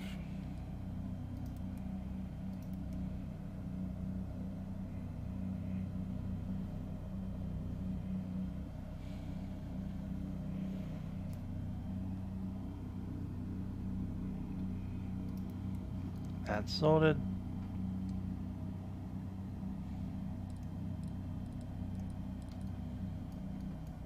Why is it not yet activated?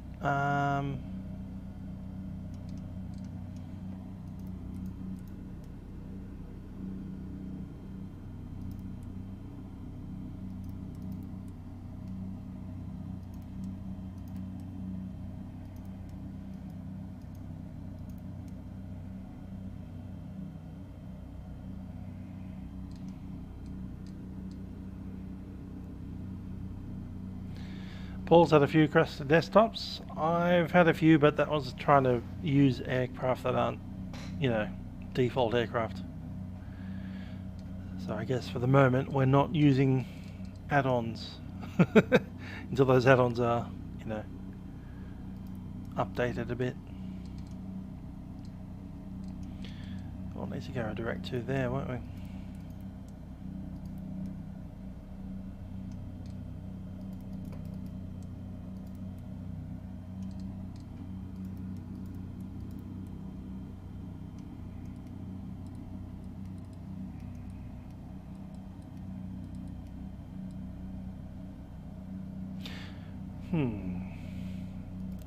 Just thinking of something. Maybe we could do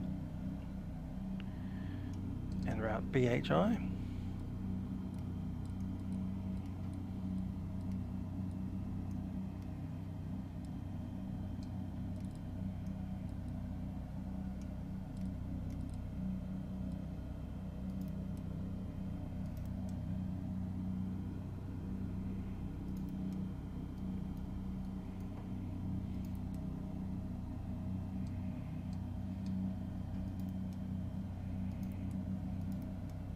Cool, that's done. Flat lands away.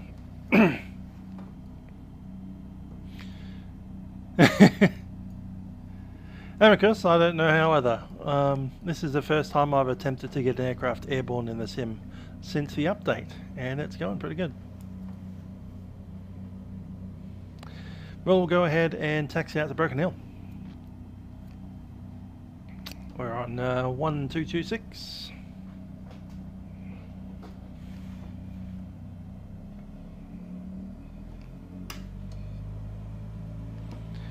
Menindee traffic, Bravo, Sierra Victor is a Cessna 172 taxiing out runway 01.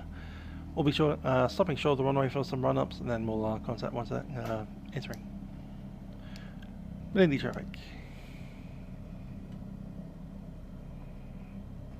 Come to a stop here.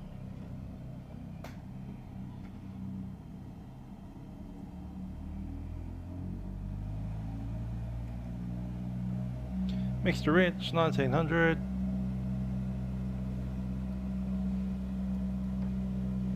Close enough.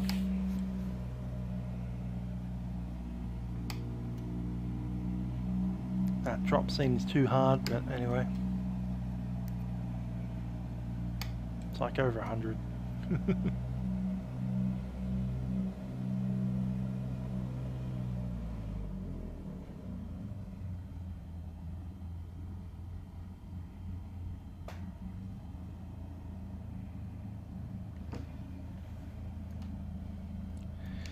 Menindee traffic, Bravo Sierra Victor, Cessna 172 entering runway 01 backtrack.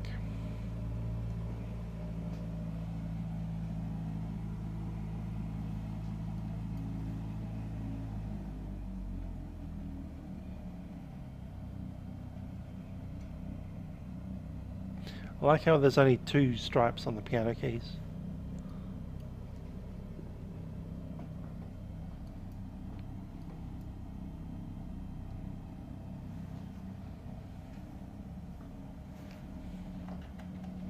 Flaps are all up.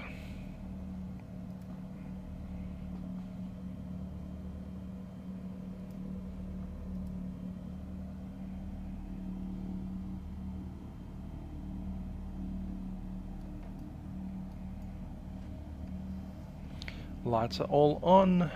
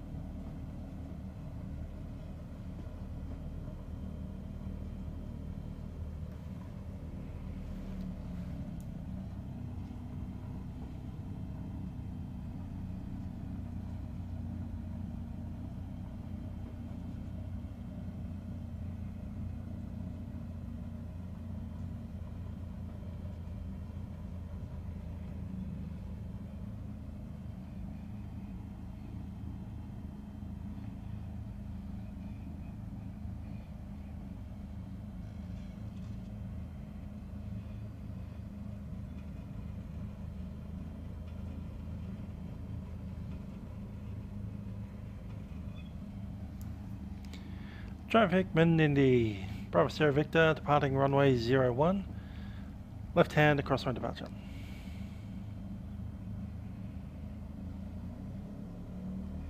Before we go, one check. Yep, that's checked good.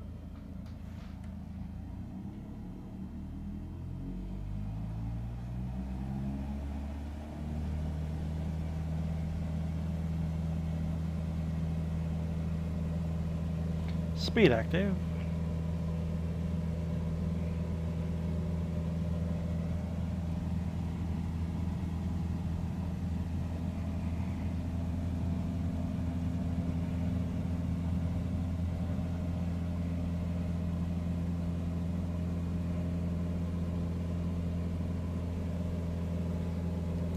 $80 in the climb.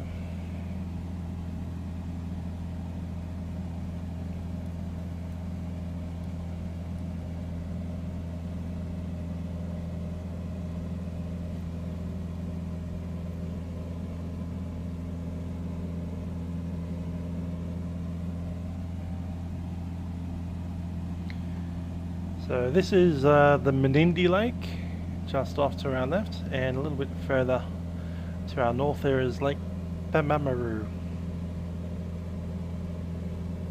Pamamaru.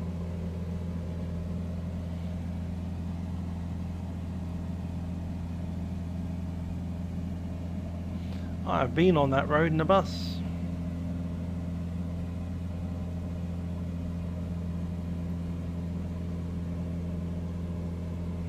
Okay, time is 47.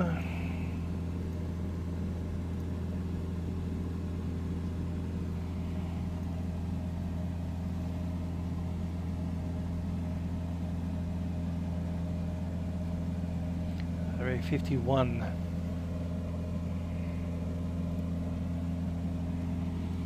And we'll head straight over the lake.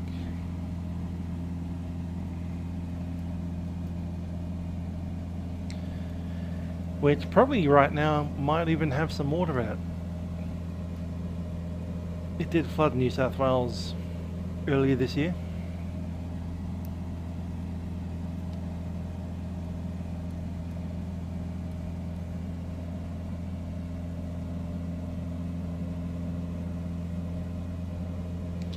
Menindee traffic, Bravo Sierra Victor passing 1700 on climb, tracking northwest bound to Broken Hill.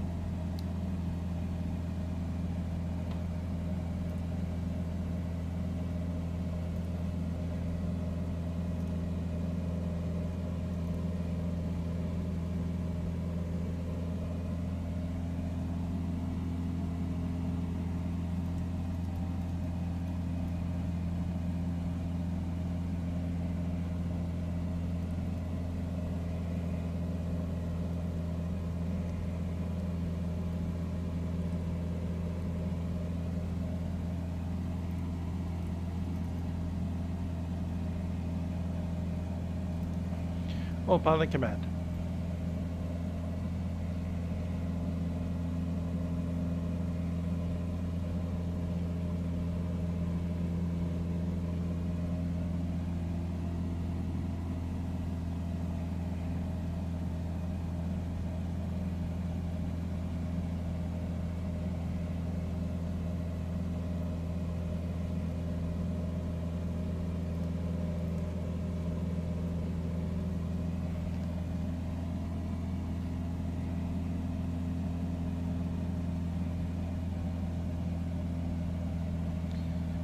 .24 and a bit RPM.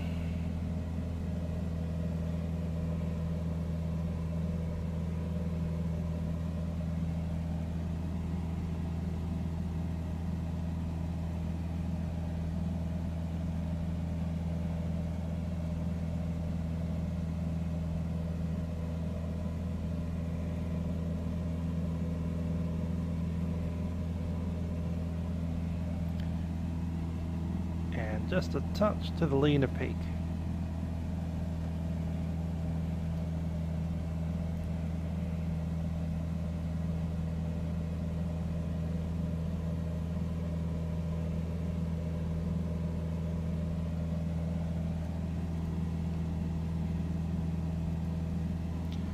Okay, time 51, currently time 51. Looks like we're actually going to be a little late on that. Lake Specula.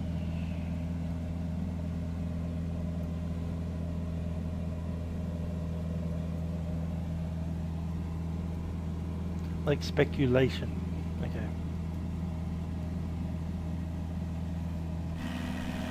So this is Lake Speculation here. Menindee Lake, that way just right over now. It's a very shallow lake but quite wide.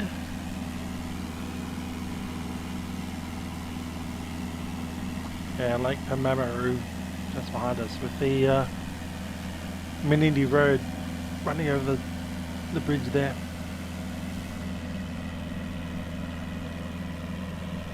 At least for this entire flight we're essentially just off to the south of the road. So if we were to have a issue with the aircraft, say engine failure, we'd probably make a right hand turn and try and land near the road. At least that way they can see us. Traffic, that is.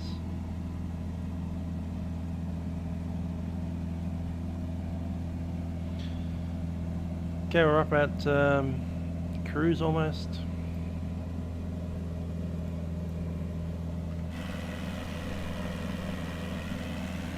Still haven't reached my position.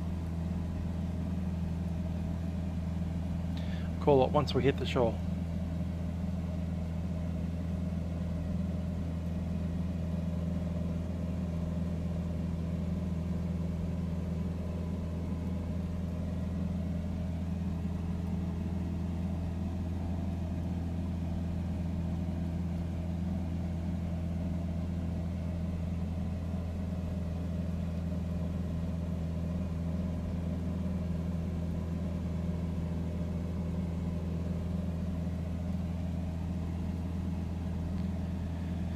Okay, I'll call that our position, 53.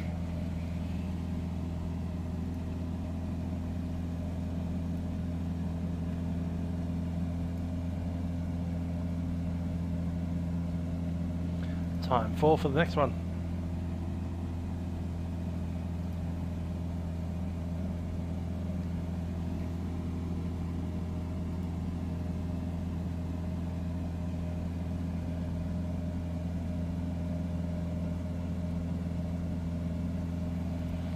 Time 18 or 20 into Broken Hill.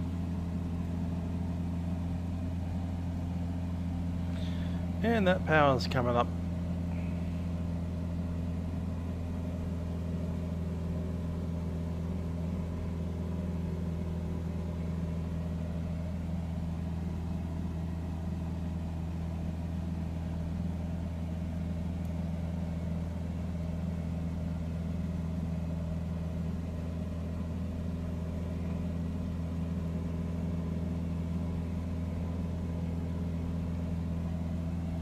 Okay, I've left Menindee, we can close that. The next position will be on C172SP Broken Hill.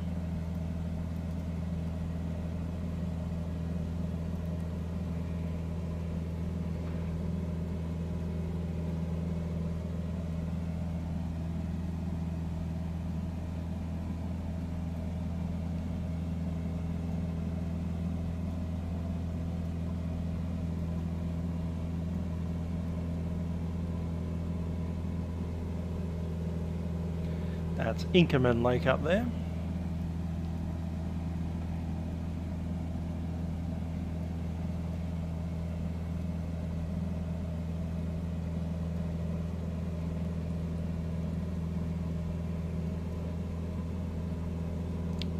Miles, just past 40 miles to Broken.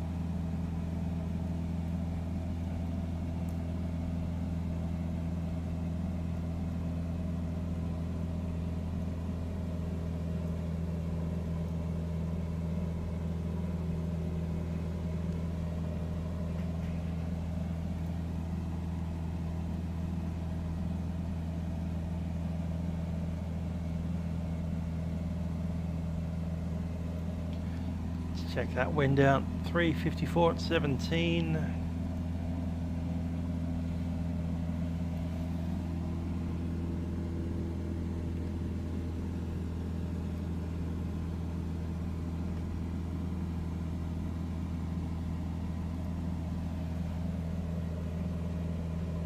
Cool, all the time still about the same.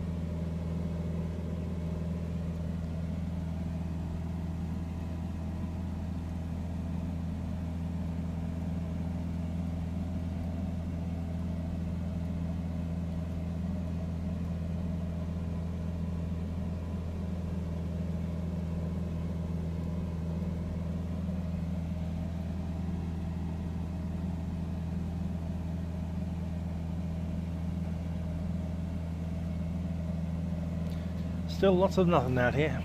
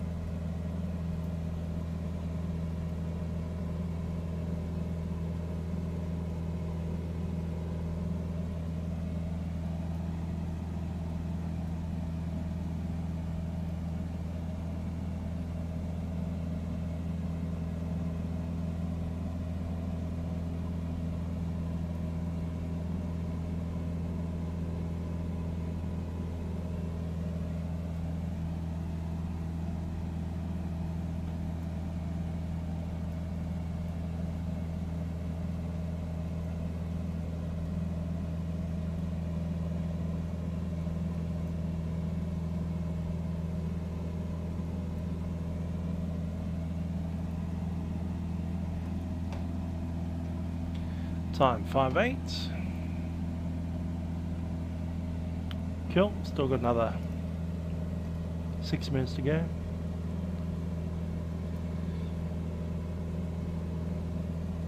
Kwandong. So the Kwandong, I guess you'd call it a cottage, a farm, something like that.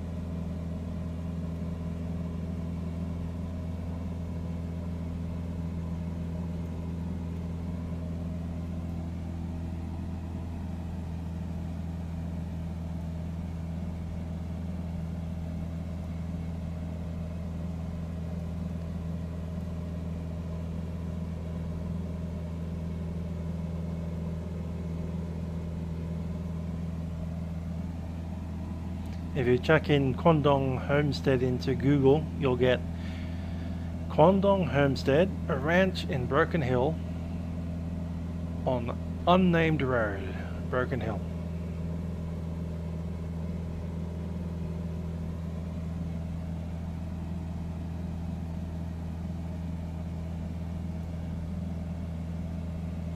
An 1890s homestead built by English-born merchant as a country retreat.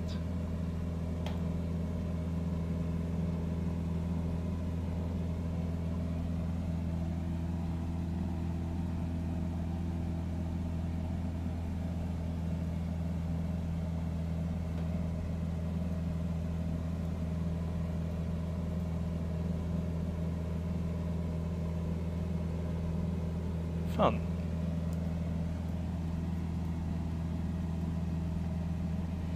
Anyway, the main thing about Kwandong is it's on the Stevenson Creek, or Stevens Creek,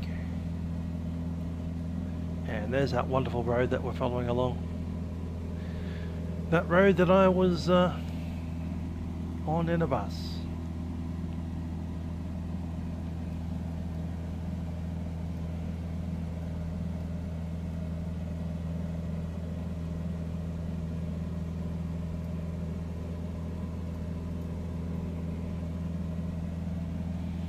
Yeah, Kwandong's just on this creek here, that's pretty obvious. We'll reset the clock once I hit the creek.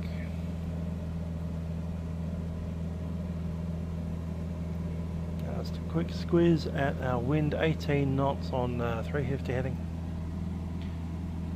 Yep, everything else is about right.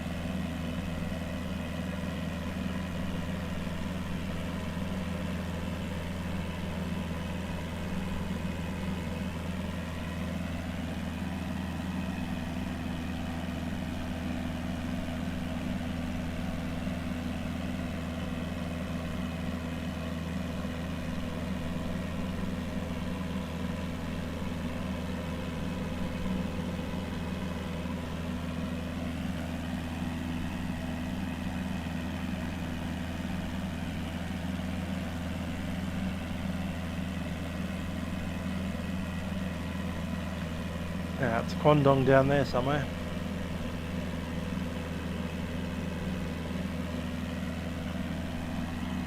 Any 18, 19 villages down here? Villas, I should say.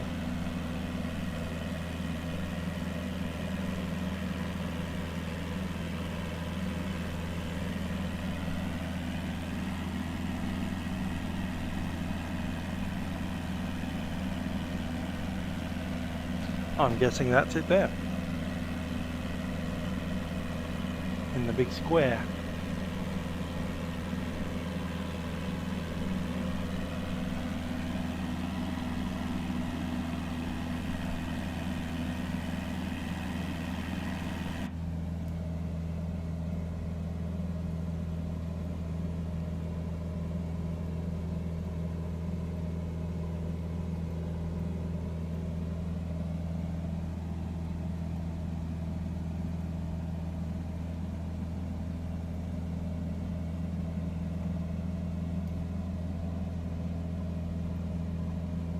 Stevens Creek.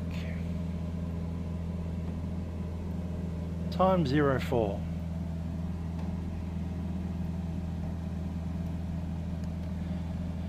Time 04 it is. Next one should be 11.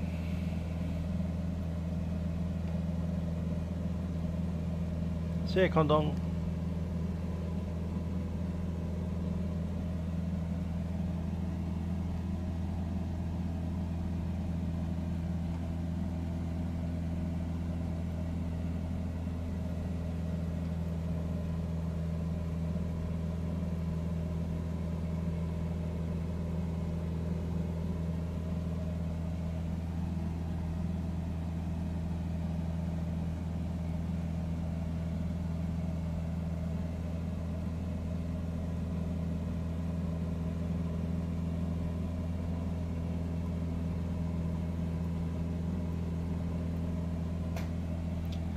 Okay, nothing happening until time 11.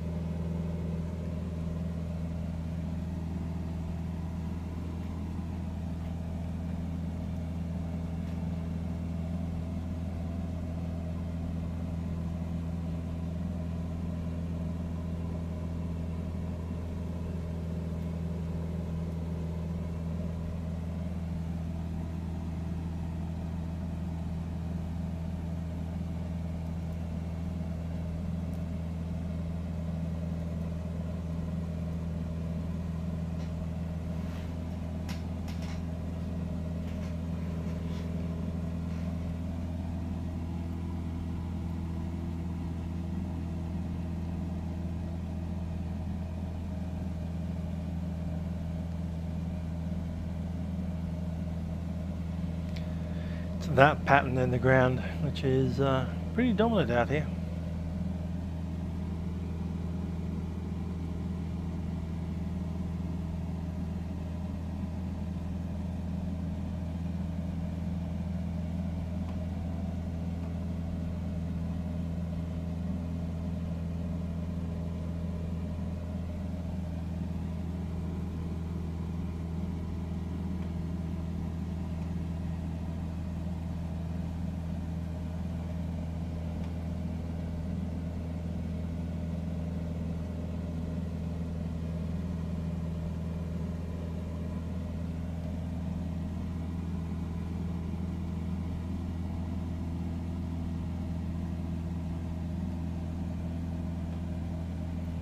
Okay, just a minute away from the next creek. 17 Mile Creek.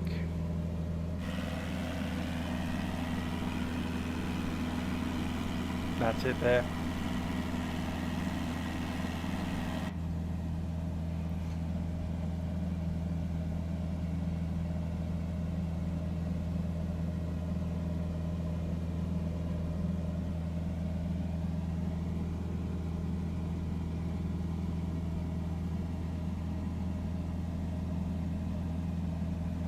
Time 11, 12 miles out.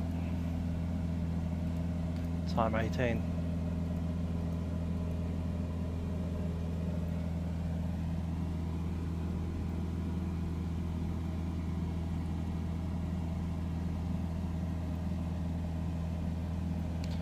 Broken Hill traffic, Bravo Sierra Victor, Cessna 172 is 4,500, 12 miles to the southeast of the field.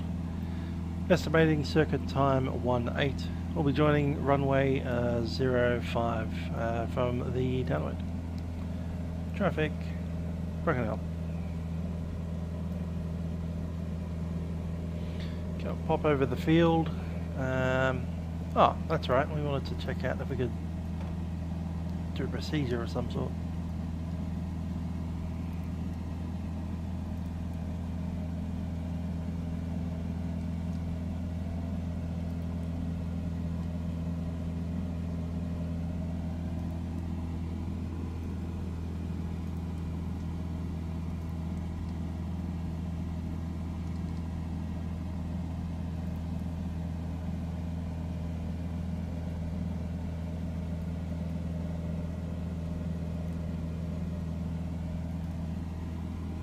Heading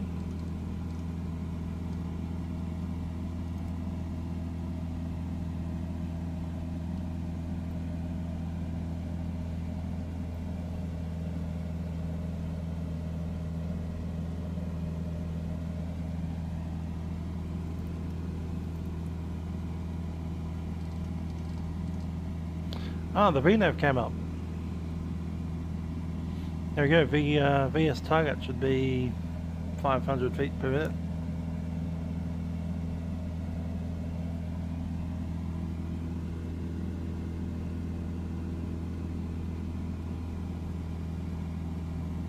Top of descent in 9 minutes.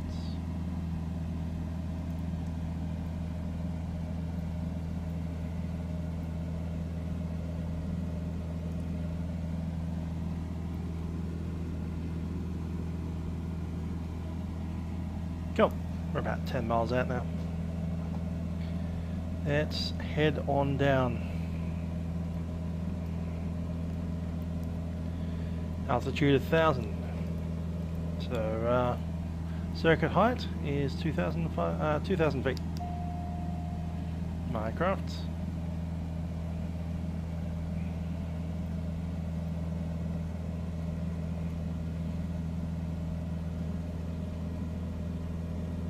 I think I got the city and the hill.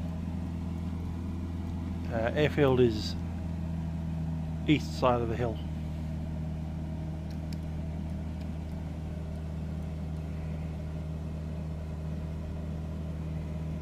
Directors off.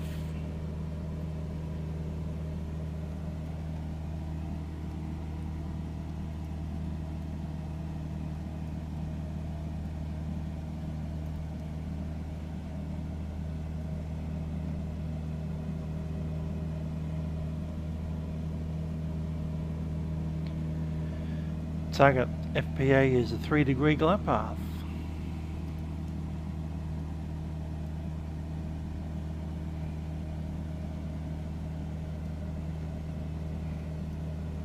But that's through the approach. We're obviously not flying the entire GPS approach.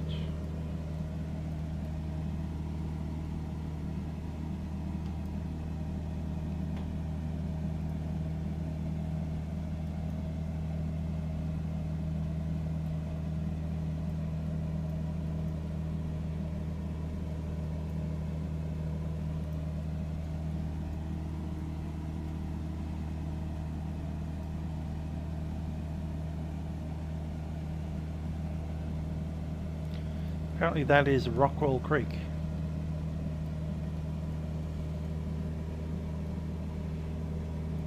And clearly that's Menindee Road there.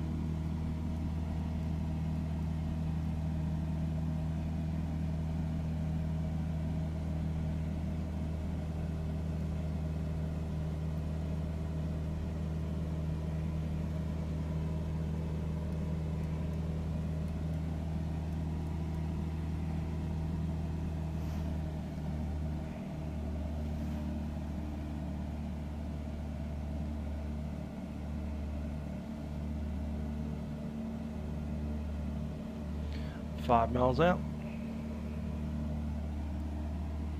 Runway's in sight.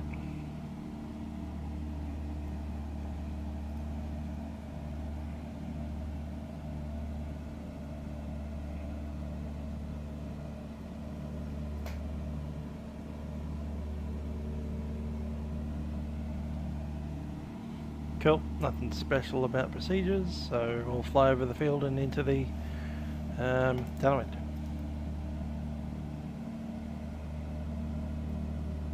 Yeah, that's true. It is very lifelike, isn't it?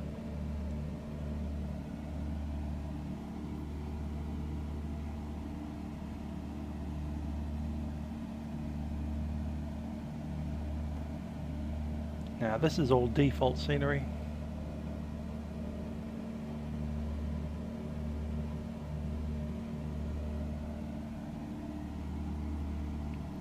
See the shadow of the hill, but I'm not convinced it's big enough.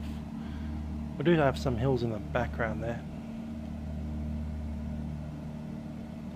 Of course, most of the hill is now a hole because they've dug it out.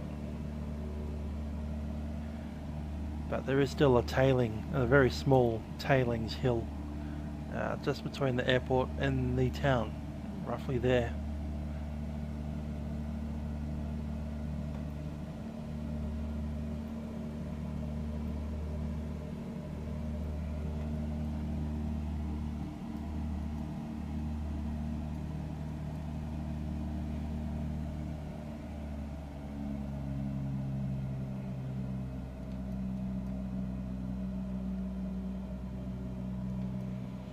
Broken Hill traffic, Bravo Sierra Victor is overhead the field.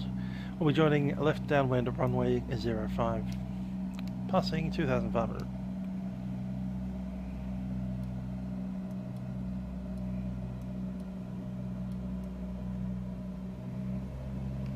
Mixture coming up rich.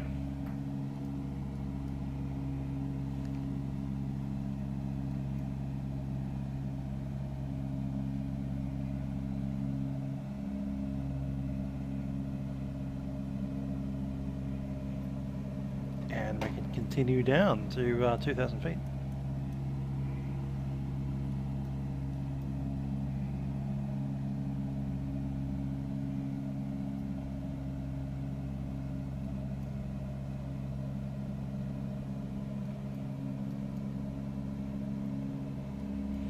I am somewhat surprised that they don't require a right-hand circuit on this runway. I was looking for it on the OSA, but it wasn't there. So you don't end up over these houses here. Maybe the people in Broken Hill are built of tougher stuff, don't care about some noise.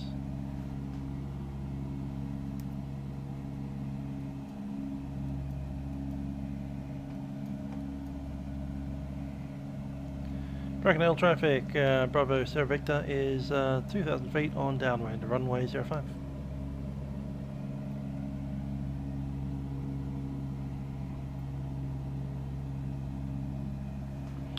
Brakes are released, undercarriage is fixed, mixture is rich. Pump is on. Fuel set to both seats and harnesses are secure.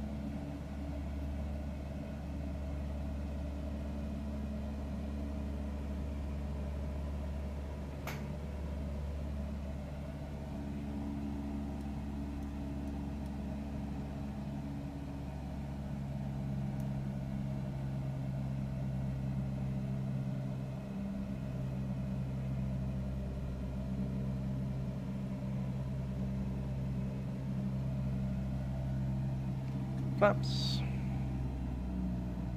No, I don't have a track IR. Maybe that'll be the next thing to get. Bit expensive those.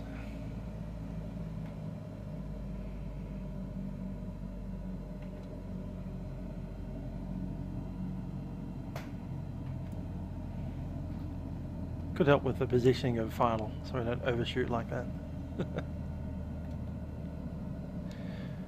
Broken Hill traffic, Bravo Sierra Victor, final, runway 05. There's 65.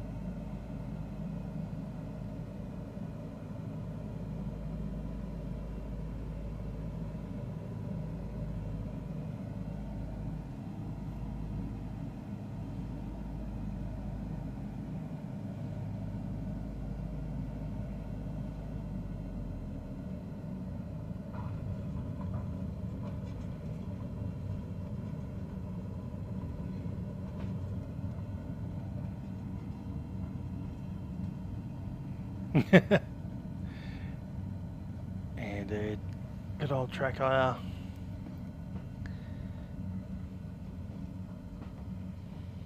VR would be nice as well, but getting my whole head into one of those is uncomfortable at times, especially with the glasses on.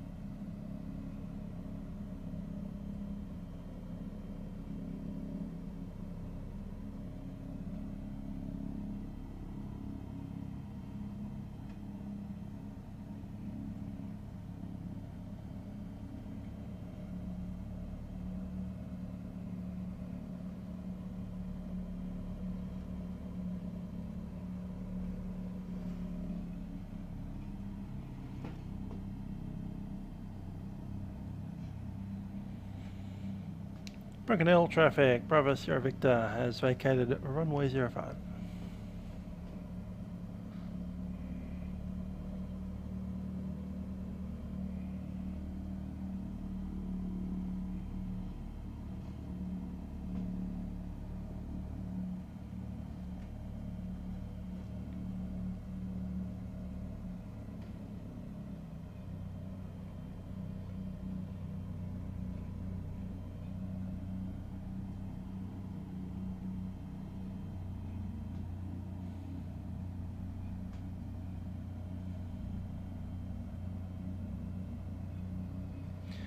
great place to stand around.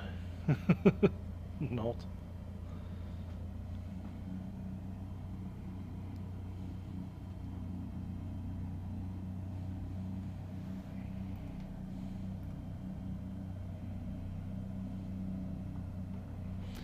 We're going to be parking just over here on the dirty grass, on the yellow grass. With any luck, the bindies in Broken Hill aren't as bad as the ones in Menindee.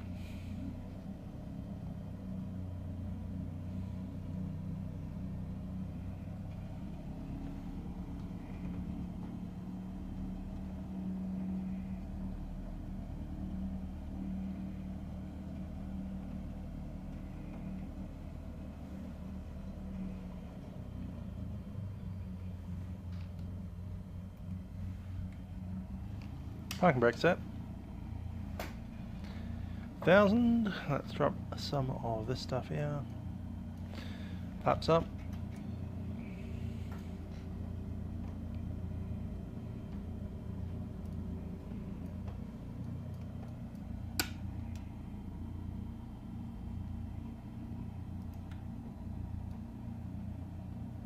Shut down.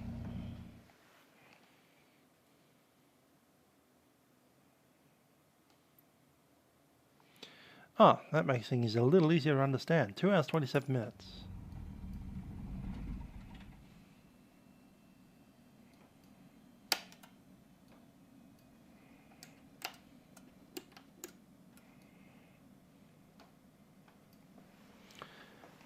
And there we are, Broken Hill. Last stop in New South Wales. Maybe. As I said, I have interest in heading up to White Cliffs before we head into South Australia.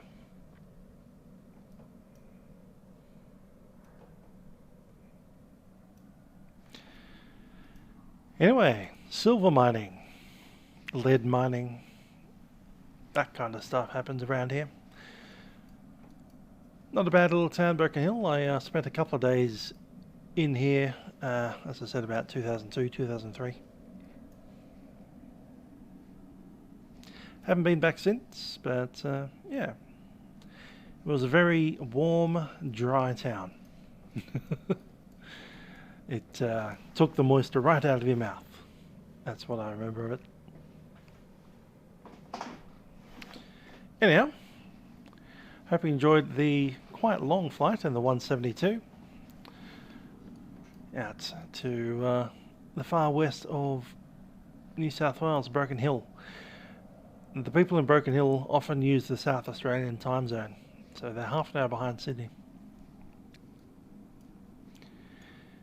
Anyway, with that flown and the miles behind us, hopefully I'll be able to catch a little bit of a break during the weekend.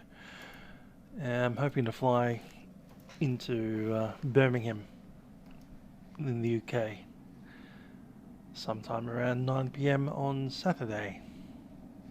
Till then though, I have been Menindee, and I'll see you guys next time.